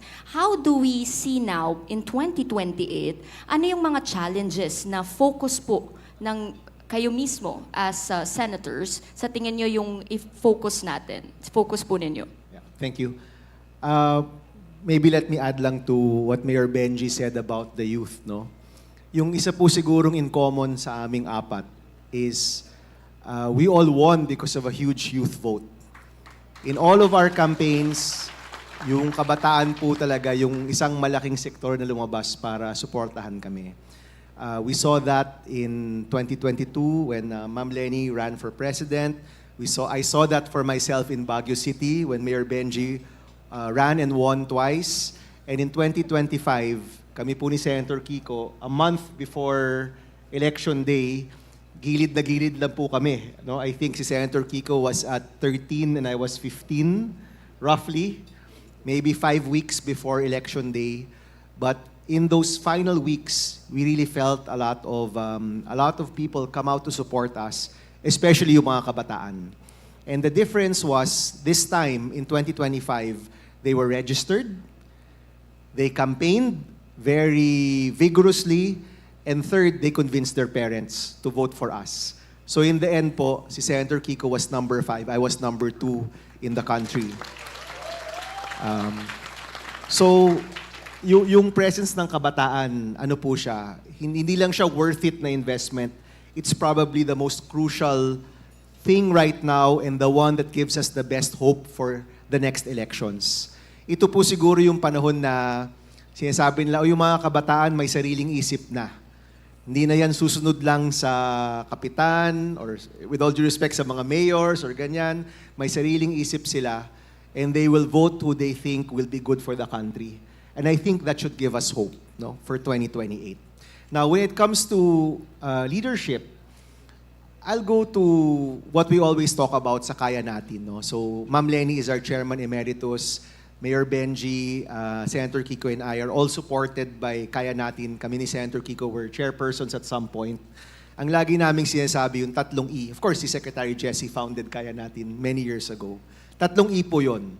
Ethical, empowering, and effective leadership. Yung ethical, napakalinaw, binanggit na nga po ni Ma'am Lenny at ni Mayor Benji, yung nakawan sa ating bayan, kailangan na po talagang tumigil. No? We all know that our country should be better off than where we are. Marami ho dito mga negosyante din, mga chambers of commerce. We know that at every level, meron pong nangyayaring korupsyon. Hindi lang ito yung mga opisyal, hanggang dun sa all the way down sa mga frontliner, marami pong nangyayaring korupsyon sa ating bayan. Itong nakawan, ito po yung isa sa pinaka-klarong rason kung bakit di tayo makausad bilang isang bansa. If we can solve this problem, it will solve so many of our problems dahil yung pondo at pera na kailangan natin para makatulong sa ating kababayan, mabubuo po yan, mangyayari po yan sa edukasyon, sa agrikultura, sa pabahay, sa lahat ng iba't ibang aspeto. Kung yun po matigil, malaking bagay po yan sa kaunlaran natin. For many of the private sector here, ang alam ko pong wish nila, sige na, kahit wag mo na kaming tulungan, wag mo lang kaming harangin. Ganyan yung pakiramdam na marami po sa private sector. Ganun na po kababa yung standard na hinahanap nila. At the minimum, wag nyo lang kaming guluhin. Kahit wag nyo na kaming tulungan. So pag gano'n na po yung hinahanap ng private sector, ibig sabihin, marami na po talagang problema. That's ethical. Second is empowering. I think si Ma'am Lenny in her presentation really showcased how good governance is not only focused on one person or one group of people. Kailangan yung good governance, parang infectious dapat siya sa taong bayan. And ever since I was in college, alam ko na po yung Naga People's Council. Alam ko na po yung nararating kapag yung taong bayan nagtutulungan at kasama sa proseso. That's empowering. But the 3rd E is actually, I would even say, really important, if not the most important, which is effective. Kailangan po ramdam tayo ng ating mga constituents. Kailangan ramdam tayo ng mga taong tinutulungan po natin. It's not enough to take a moral stand. It's not enough. It's not enough to get volunteers and to get people behind you. It's not enough. Kailangan ramdam na ramdam ka ng mga tao. And yes, it's difficult. Yes, it takes time. But at the end of the day, yung hinahanap talaga ng taong bayan po, sino yung makakatulong sa sitwasyon ko na napakahirap na. And I believe good governance leads to effective governance. It might take time or baka merong lag time yan, but given enough opportunity and enough time, your good governance will eventually become effective. And many of us, because we have terms, ang mayor po, 3 years, napakaikli. Kumbaga parang it's a race from the time that you win till the time of the next election para kayo nagmamadali lagi. Kami po, mas may oras kami dahil 6 years po kami. But we all know development takes time. So the biggest challenge for good governance leaders is that as soon as they're able to occupy the seat, they should be able to be effective as soon as possible. So yung mga small wins, kailangan gawin kaagad. Yung mga midterm wins, pati yung mga long term, kailangan ramdam na ramdam yan ng tao. And that can only work kung nagtutulungan tayong lahat. Yun po. Maraming salamat. Thank you. Pagtutulungan. Emphasis on that. Thank you very much, Senator Bamakino. Senator Kiko? Yes, nabanggit yung 2028. Ang sa akin kasi, nung nag-masters ako sa public administration and nung ako law student, we go by case method learning. Diba? Ano yung mga case analysis? Pag tinignan natin ang Asia, bakit develop na ang ibang bansa na ipag-iwanan na tayo habang tayo ay napapag-iwanan? A leadership coalition, a reform coalition that will be the beginning of 18 years of continuity in policy and leadership. Pinoy, another case study is Pinoy's time. I was cabinet secretary under Pinoy. 6 years clearly was not enough, but what did we achieve in 6 years? We achieved the highest foreign direct investments of all other presidencies combined sa 6 na taon ni Pinoy. We achieved the lowest inflation rate in 20 years. because we were able to manage food inflation and rice prices. I happened to be the Food Security Secretary then. We actually stopped the bleeding of NFA by rejecting overpriced bids to the tune of about 7 billion pesos in 1 year. So that's good governance for you. We lifted 7 million people out of poverty from 25% rate to 21% rate under Pinoy. 5 credit rating upgrades. 6 years lang yun. Can you imagine if we have 18 years of that kind of leadership? And it has to start as we prepare for 2028.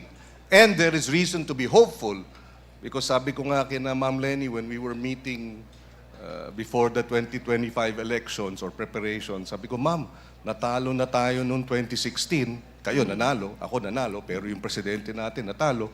Natalo tayo noong 2019 sa midterm. Natalo din tayo noong 2022. Kaya itong 2025, pagod na ako sa talo. Manalo naman tayo. At matuto naman tayo sa ating pagkatalo para maipanalo na natin. At yun na nga, natuto, ayan, nanalo. Nanalo si Bam, nanalo ako, nanalo Akbayan, nanalo ang ML. At this is the watershed, ika nga, for 2028. This is the, how do you call it, launch pad for 2028. So the challenge now is to bring together reform-minded individuals, both national and local, public, not just politicians, but the young people. Let's work together and make sure that 2028 will be the victory of reform and good governance in the country and beyond.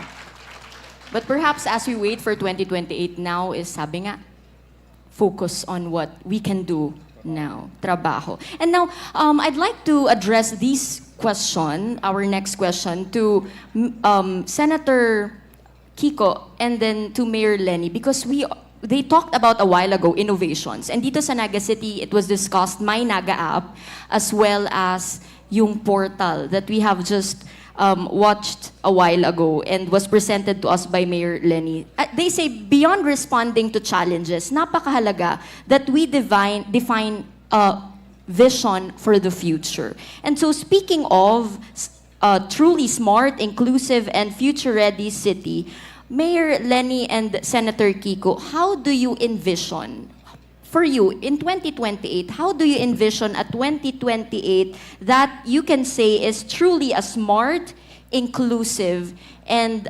future-ready city or society? Can you picture it out for all of us? Mayor Lenny. Ako gaya ng sabi ko in my presentation. Syempre, I think dream ng lahat na LGUs dito na maging smart cities na kami. Pero ang parati kasing tanong, ano yung implications nun? Example, yung delivery of efficient services sa City Hall, ang dami naming lag sa pagbigay ng services kasi mano-mano pa lahat. Naka-digitize naman, mas advanced yung Baguio sa amin eh. Naka-digitize naman yung lahat namin na departments, pero every department, iba yung sistemang ginagamit. At yung mga sistema nila, walang interoperability. So halimbawa, ako na mayor ako, when I need data, kailangan ko magpatawag ng lahat na tao. When in fact, it should be at my fingertips already. So paano ka makakapag-plan for the future? Paano ka pa makakaplan for next year kung hindi mo nga alam kung ano nangyayari ngayon? Example, health. Maraming usapan na kami ngayon sa City Hall. Parang very reactive lang lagi ang mga local government units. Parang pag may pumuntang pasyente, nakapagbigay ka ng gamot, nakakuha ng discount o nalibre sa ospital, okay na yon. Pero okay nga ba yun? Hindi eh. Wala ka ng panahon to talk about prevention dahil nakikita mo yung datos after the fact na. Example, yung mga midwives natin, barangay health workers. They're the first liners on the ground. Pero are we supporting them enough? And ang sagot, hindi. Nandun sila sa ground, sila yung first line, pero wala silang any kind of support. May allowance na kokonti, paminsan abonado pa, wala man lang silang gadgets para diretsyo na sana yung pagkuha ng data. Kukuha silang data, nakapapel, yung papel nila, isasubmit nila sa encoder. Yung encoder, because there is only one encoder in the barangay, it takes a long time to encode everything.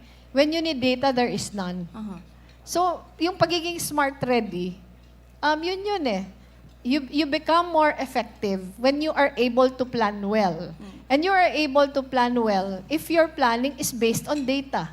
Hindi yung chamba-chamba lang. Okay, thank you, Mayor Lenny. Gusto ko po itong itanong kay Senator Kiko because perhaps one of the sectors na kailangan natin magisilang smart, sabi nga, smart, ready, future ready is our agriculture sector. How do you envision a future-ready 2028, not just for our community, but particularly for the agriculture sector? Well, we're already working on digitalization. No? In fact, in the 2026 budget for the farm-to-market roads, we mandated the digital platform dashboard. We mandated that there be what's the term? Yung coordinates of the farm-to-market roads, geotagging, no? So tiniyak na natin yan. So that is your digital footprint to ensure na walang ghost project at maliwanag kung saan dadalhin. And we approved actually the budget with all the geotagging of all farm-to-market roads included in the budget, kaya hindi pwedeng baguhin. That's one. I believe every year, at least this year, 172 billion pesos worth of food is purchased by the national and local governments. The DOH, the DSWD, the DepEd has 25 billion for school meals program. But most of the food is purchased sa mga traders and supermarkets and etc. Not to the farmers. So if we put in place digitalization 2027 and up to 2028, we will now be able to corner a huge chunk of the 172 billion and allow for the full implementation of the Sagip-Saka Act, which we authored in 2019, wherein government can buy directly sa farmers and fisher folk without having to go through the cumbersome budgetary process, exempted sa procurement law, negotiated contract. And one example which needs further enhancement digital in terms of digitalization is Camarines Sur Multipurpose Cooperative, ma'am. And the LGU of Naga buys from them. From 2019 up to today, when they started purchasing, selling, when DepEd, the LGUs, the SWD started buying from the Camsur Multipurpose Cooperative, from 15 million in 2018, they have a total sales now of about 60 million a year. 60 million, about 300 plus million na ang naibenta ng Camsur Multipurpose Cooperative. At sinabi nila, yumaman kami dahil sa batas na ito. So that is what we need to push. How to digitalize Big Brother, national and local governments, buying directly from farmers and fisherfolk organizations para tumaas ang kita nila. That is one particular thing that we'd like to see by 2028. Malaking chunk ng 172 billion, diretso na sa mga bulsa ng farmers at fisherfolk. Beautiful. Thank you very much for that, Senator. Now, for our second question, I'd like to address the question to Mayor Magalong and Senator Bam. We want a government that works, don't we? Do we want a government that works? We do. But with all due respect, no offense meant, sometimes the problem really is, meron tayong naririnig, pag start ng term ng ating mga politicians, may vision. vision board. This is our vision, but we want outcome. That is what we want. We want outcome. Now, Senator and Mayor, for you, what governance reforms, innovations, or leadership approaches have proven most effective in creating meaningful and lasting change in people's lives? Kanina sinabi na po ninyo, kailangan nararamdaman. And so I'd like to start with Senator Bam Aquino. What governance reforms, innovations, or leadership approaches have proven most effective in creating meaningful and lasting change in people's lives? For you, Senator. Thank you. Before I entered politics, I was a social entrepreneur for a number of years, no? And we ran a program with sari-sari store owners, with the microfinance institutions, and running that social enterprise. Marami ho tayong napulot, no? I know marami po dito nasa private sector. And one thing that was clear to me going into my first term, and especially now on my second term, is hindi na po sapat yung makapagpasa ka lang ng batas. It's not enough. In fact, people always applaud us for passing laws, getting bills made into laws. But the truth is, yung paggawa po ng batas, first step lang yan. Kailangan gawin mo yung batas, kailangan maayos yung IRR, so babantayan mo yung IRR, kailangan mapondohan siya, tapos pag na-implement na siya, kailangan mo pang bantayan.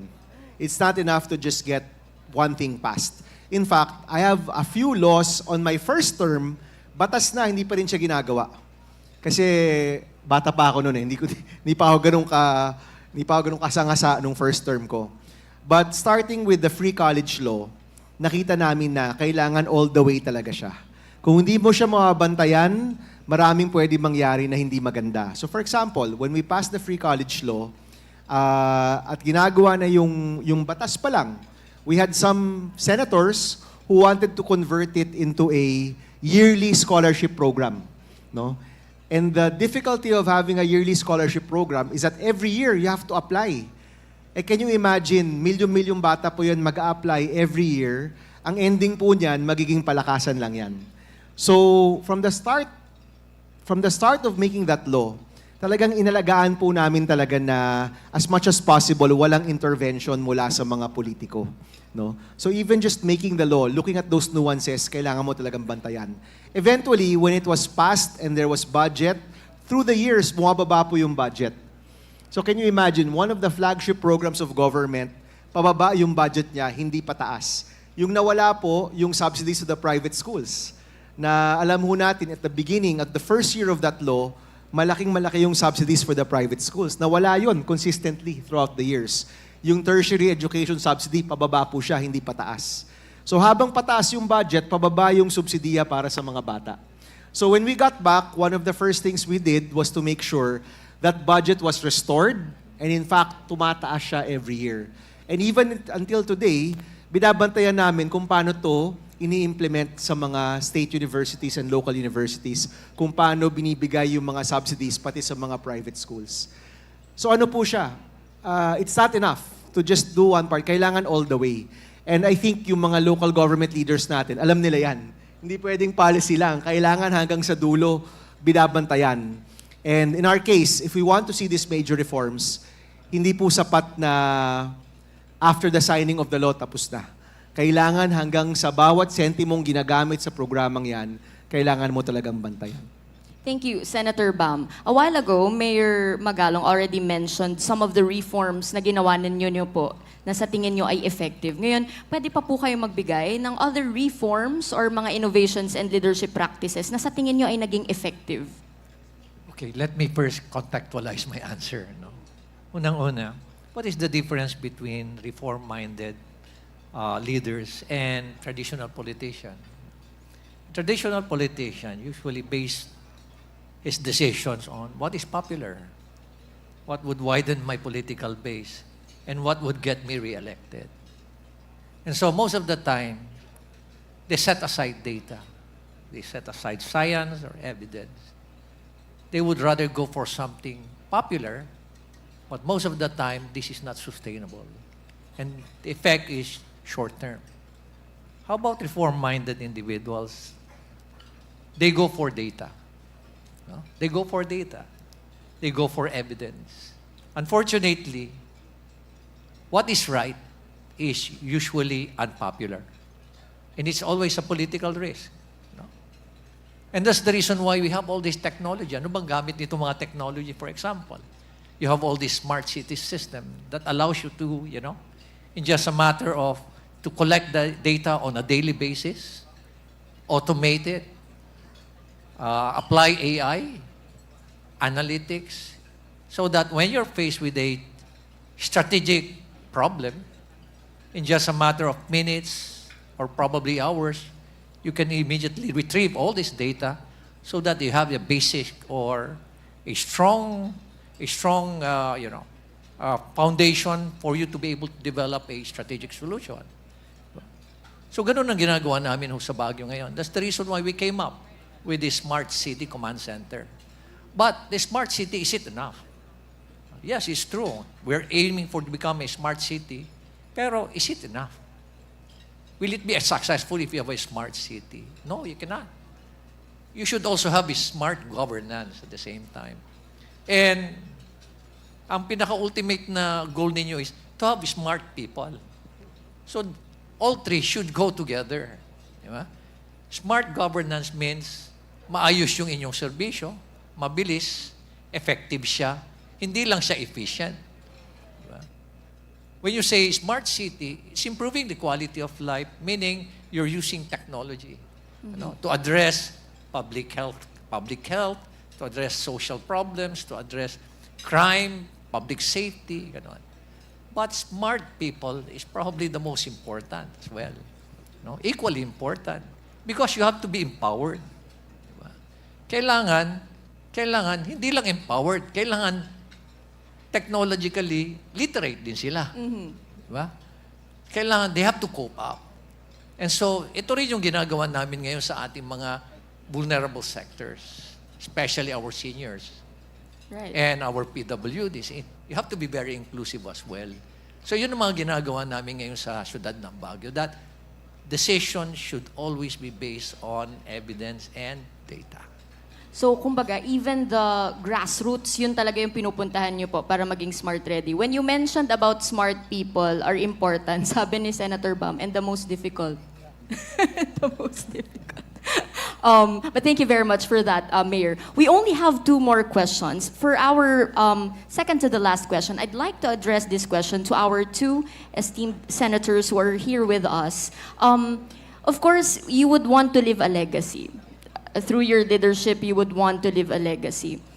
And there are a lot of things that you champion as senators, as public servants. So my question is this: if you were given the opportunity to champion one transformational reform that could change the trajectory of the Philippine communities by 2028, what would it be and why? Medyo napatingala ka doon, Senator Kiko. At dahil po dyan, please go first. Well, siguro hindi pa mangyayaring kompleto by 2028, but hopefully the reform process becomes irreversible, as we do it beginning 2028. And for me, it's really, and I believe this, unless we address our agriculture and fisheries modernization, we can never become a first world nation, and we will not have sustainable economic growth. So I'd like by 2028 to see the reform process going. Just to give you how worth of agri-products. We exported 7 billion plus. Oh. 7.8 billion pesos, dollars worth. So even Singapore that is smaller than, we have been left behind. Today, we are importing $20 billion worth of agri-produce. We are pabaliktad, and we have to reverse that. And if there's a legacy that I'd like to put in place by 2028, is that the reform process for agriculture will be irreversible at tuloy-tuloy na. Achievable. Is it achievable? You think Of course, we have no choice. Yes. Otherwise, stunting will continue to plague us, poverty will continue to plague us, our people will continue to go abroad because incomes in the rural areas are not sufficient, etc., etc. We have to address it. Thank you, Senator Kiko. Senator Bam? Alam niyo po, yesterday, 2 days ago, na-sponsor ko po yung isa sa pinakamahalagang reforma sa edukasyon. Senator Kiko and I have been working on this for some time. Ito po yung expanded National Nutrition Program. And this will make feeding in our DepEd schools universal from K to grade 3. No? 1 in every 4 students is stunted sa ating bansa. 27% of our students in DepEd are stunted. Kapag stunted po kayo, Ma'am Lenny, sa Mabolo, magsisimula na in July yung paggawa ng classrooms dyan. Palakpakan naman po natin si Ma'am Lenny and her classrooms. Po yan yung sagot ko. Marami hong educational reforms ang kailangan gawin, pero hindi po yan yung sagot ko sa tanong po niya. Kasi ang sagot ko po is really more foundational. The true transform health in housing, problema natin sa nakawan at korupsyon. Yun po yung budgets. Yung national version po ng People's Budget Portal is the Cadena Act. In fact, sila Ken are also our supporters. The Blockchain Council are also our supporters here. Yung mga tao pong tumutulong dito, sila rin po yung tumutulong sa amin to pass the Cadena Act. Kailangan pong i-post. Kung hindi po post ng mga ahensya, pwedeng makulong yung mga hindi magpo-post.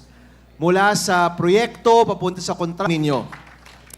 And because you're all ICT here, alam nyo rin na kapag interoperable na yan, pag naka-blockchain na po yan, we can all create our APIs to do the further analysis para malaman natin ano bang ibig sabihin ng budget na to para po sa mga iba't ibang sektor, iba't ibang geographies, iba't ibang syudad at munisipalidad, malalaman natin agad-agad.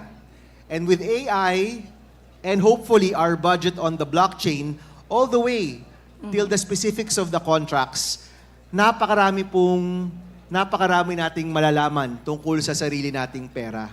Alright. That passed in the Senate relatively fast. No? In fairness, we were able to get universal support for that, but that has stalled in Congress. Initially, ang pangako po nila is that they will pass this by the SONA para naman, Mayor Bench, meron namang maipapakita sa SONA na resolusyon sa mga problemang nakita natin in the past year, but it didn't pass in Congress when we adjourned last June 3. So far, hindi pa rin po ito pasado sa Kongreso. I'm still hopeful that by next year, this will pass. But once Cadena is passed, once we're able to have the private sector support, now I see si Ma'am here because their group is supporting us here, support us with crafting this national ledger for our own budget. Pag nagawa ho natin yan, interoperable, on the blockchain, fully transparent, full disclosure, which we also were inspired by Ma'am Lenny's bill in her first term. Pag nagawa ho natin yan, we will be able to make a dent pagdating po sa korupsyon. We'll be able to get, kumbaga lagi tayong naghahabol laban sa korupsyon. Pag nagawa ho natin to, tayo naman yung on the offensive pagdating po sa korupsyon. And we're hoping we can still get this passed. Pag napasa na po yan, pwede na po ako mag-retire.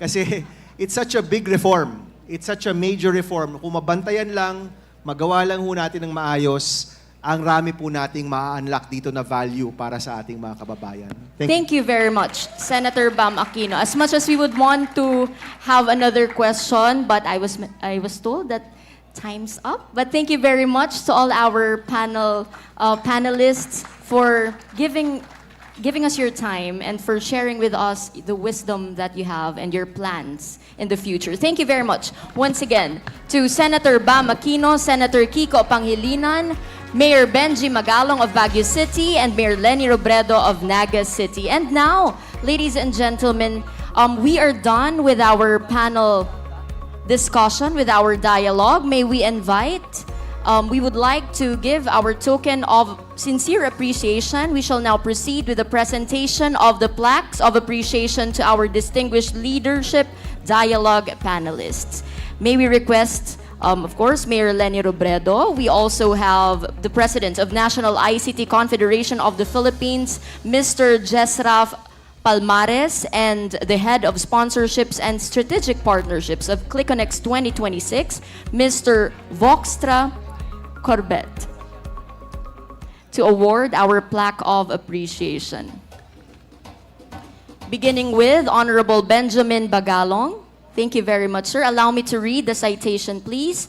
This plaque of appreciation is hereby presented to Honorable Benji Magalong, Baguio City Mayor, for serving as resource speaker of the Leadership Dialogue Good Governance for Smart and Future-Ready Cities held on June 19, 2026 at Summit Hotel, Naga City. Your insights and expertise have empowered participants and helped pave the way for a digitally resilient Philippines. Signed, Maria Leonora G. Robredo, City Mayor of Naga City, and Mr. Jesraf Palmares, the President of National ICT Confederation of the Philippines, Incorporated. Thank you very much once again, Mayor Benji Magalong. Next, we have Honorable Paulo Benigno Bam Aquino IV. Same citation reads.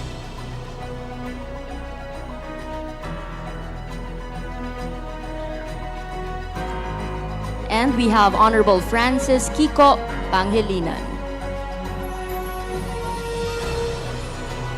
Once again, thank you very much to all our panelists for our leadership dialogue on good governance for smart cities. Let us once again give them a round of applause. Honorable Kiko Pangilinan, Honorable Bam Aquino, Honorable Benji Magalong, and Honorable Lenny Robredo. Please stay on stage. To all our panelists, we would like to invite our NICP officers to please join the photo opportunity.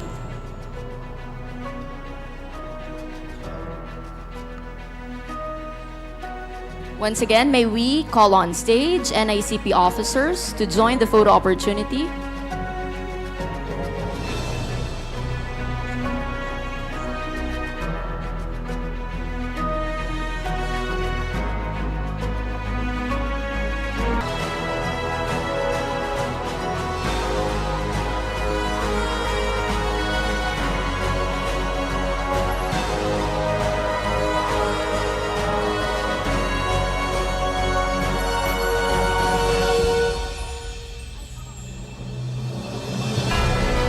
And City Council.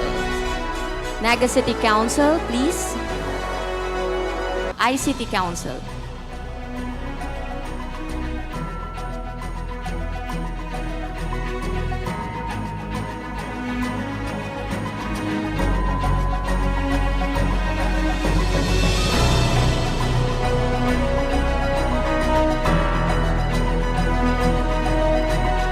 Also join the photo opportunity, Albay Information and Communications Technology Association, Bicol ICT Council, Biliran ICT Council, Capiz ICT Council, Catalyst, Cavite ICT Council of Vision Technology and Electronic Commerce Council, Local Councils for Information and Communication Technology, Morong Rizal ICT Council, Naga City ICT, Palawan ICT Council, Spark ICT Council, Tabuk City ICT Council, Taytay ICT Council, and Zamboanga ICT Council.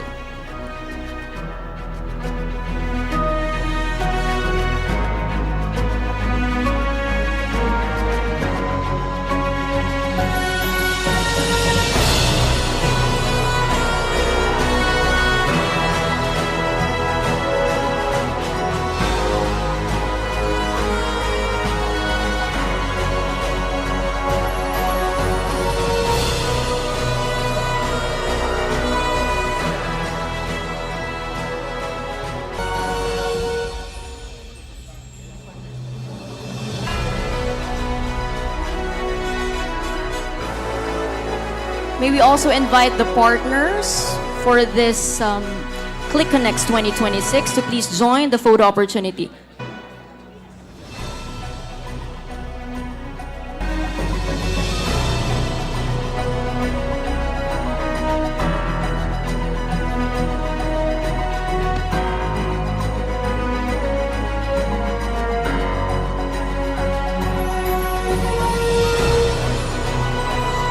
We We have Microgenesis, Plant Nation Incorporated, Radenta Technology, Samsung, RPG Consulting, Globe Business, Eastern Communications, Ixera, CBSAC Enterprises, YFC Bond Eagle International Incorporated, Geo Infometric Solutions Corporation, PLDT Enterprise, and Tranquilo Massage Hut.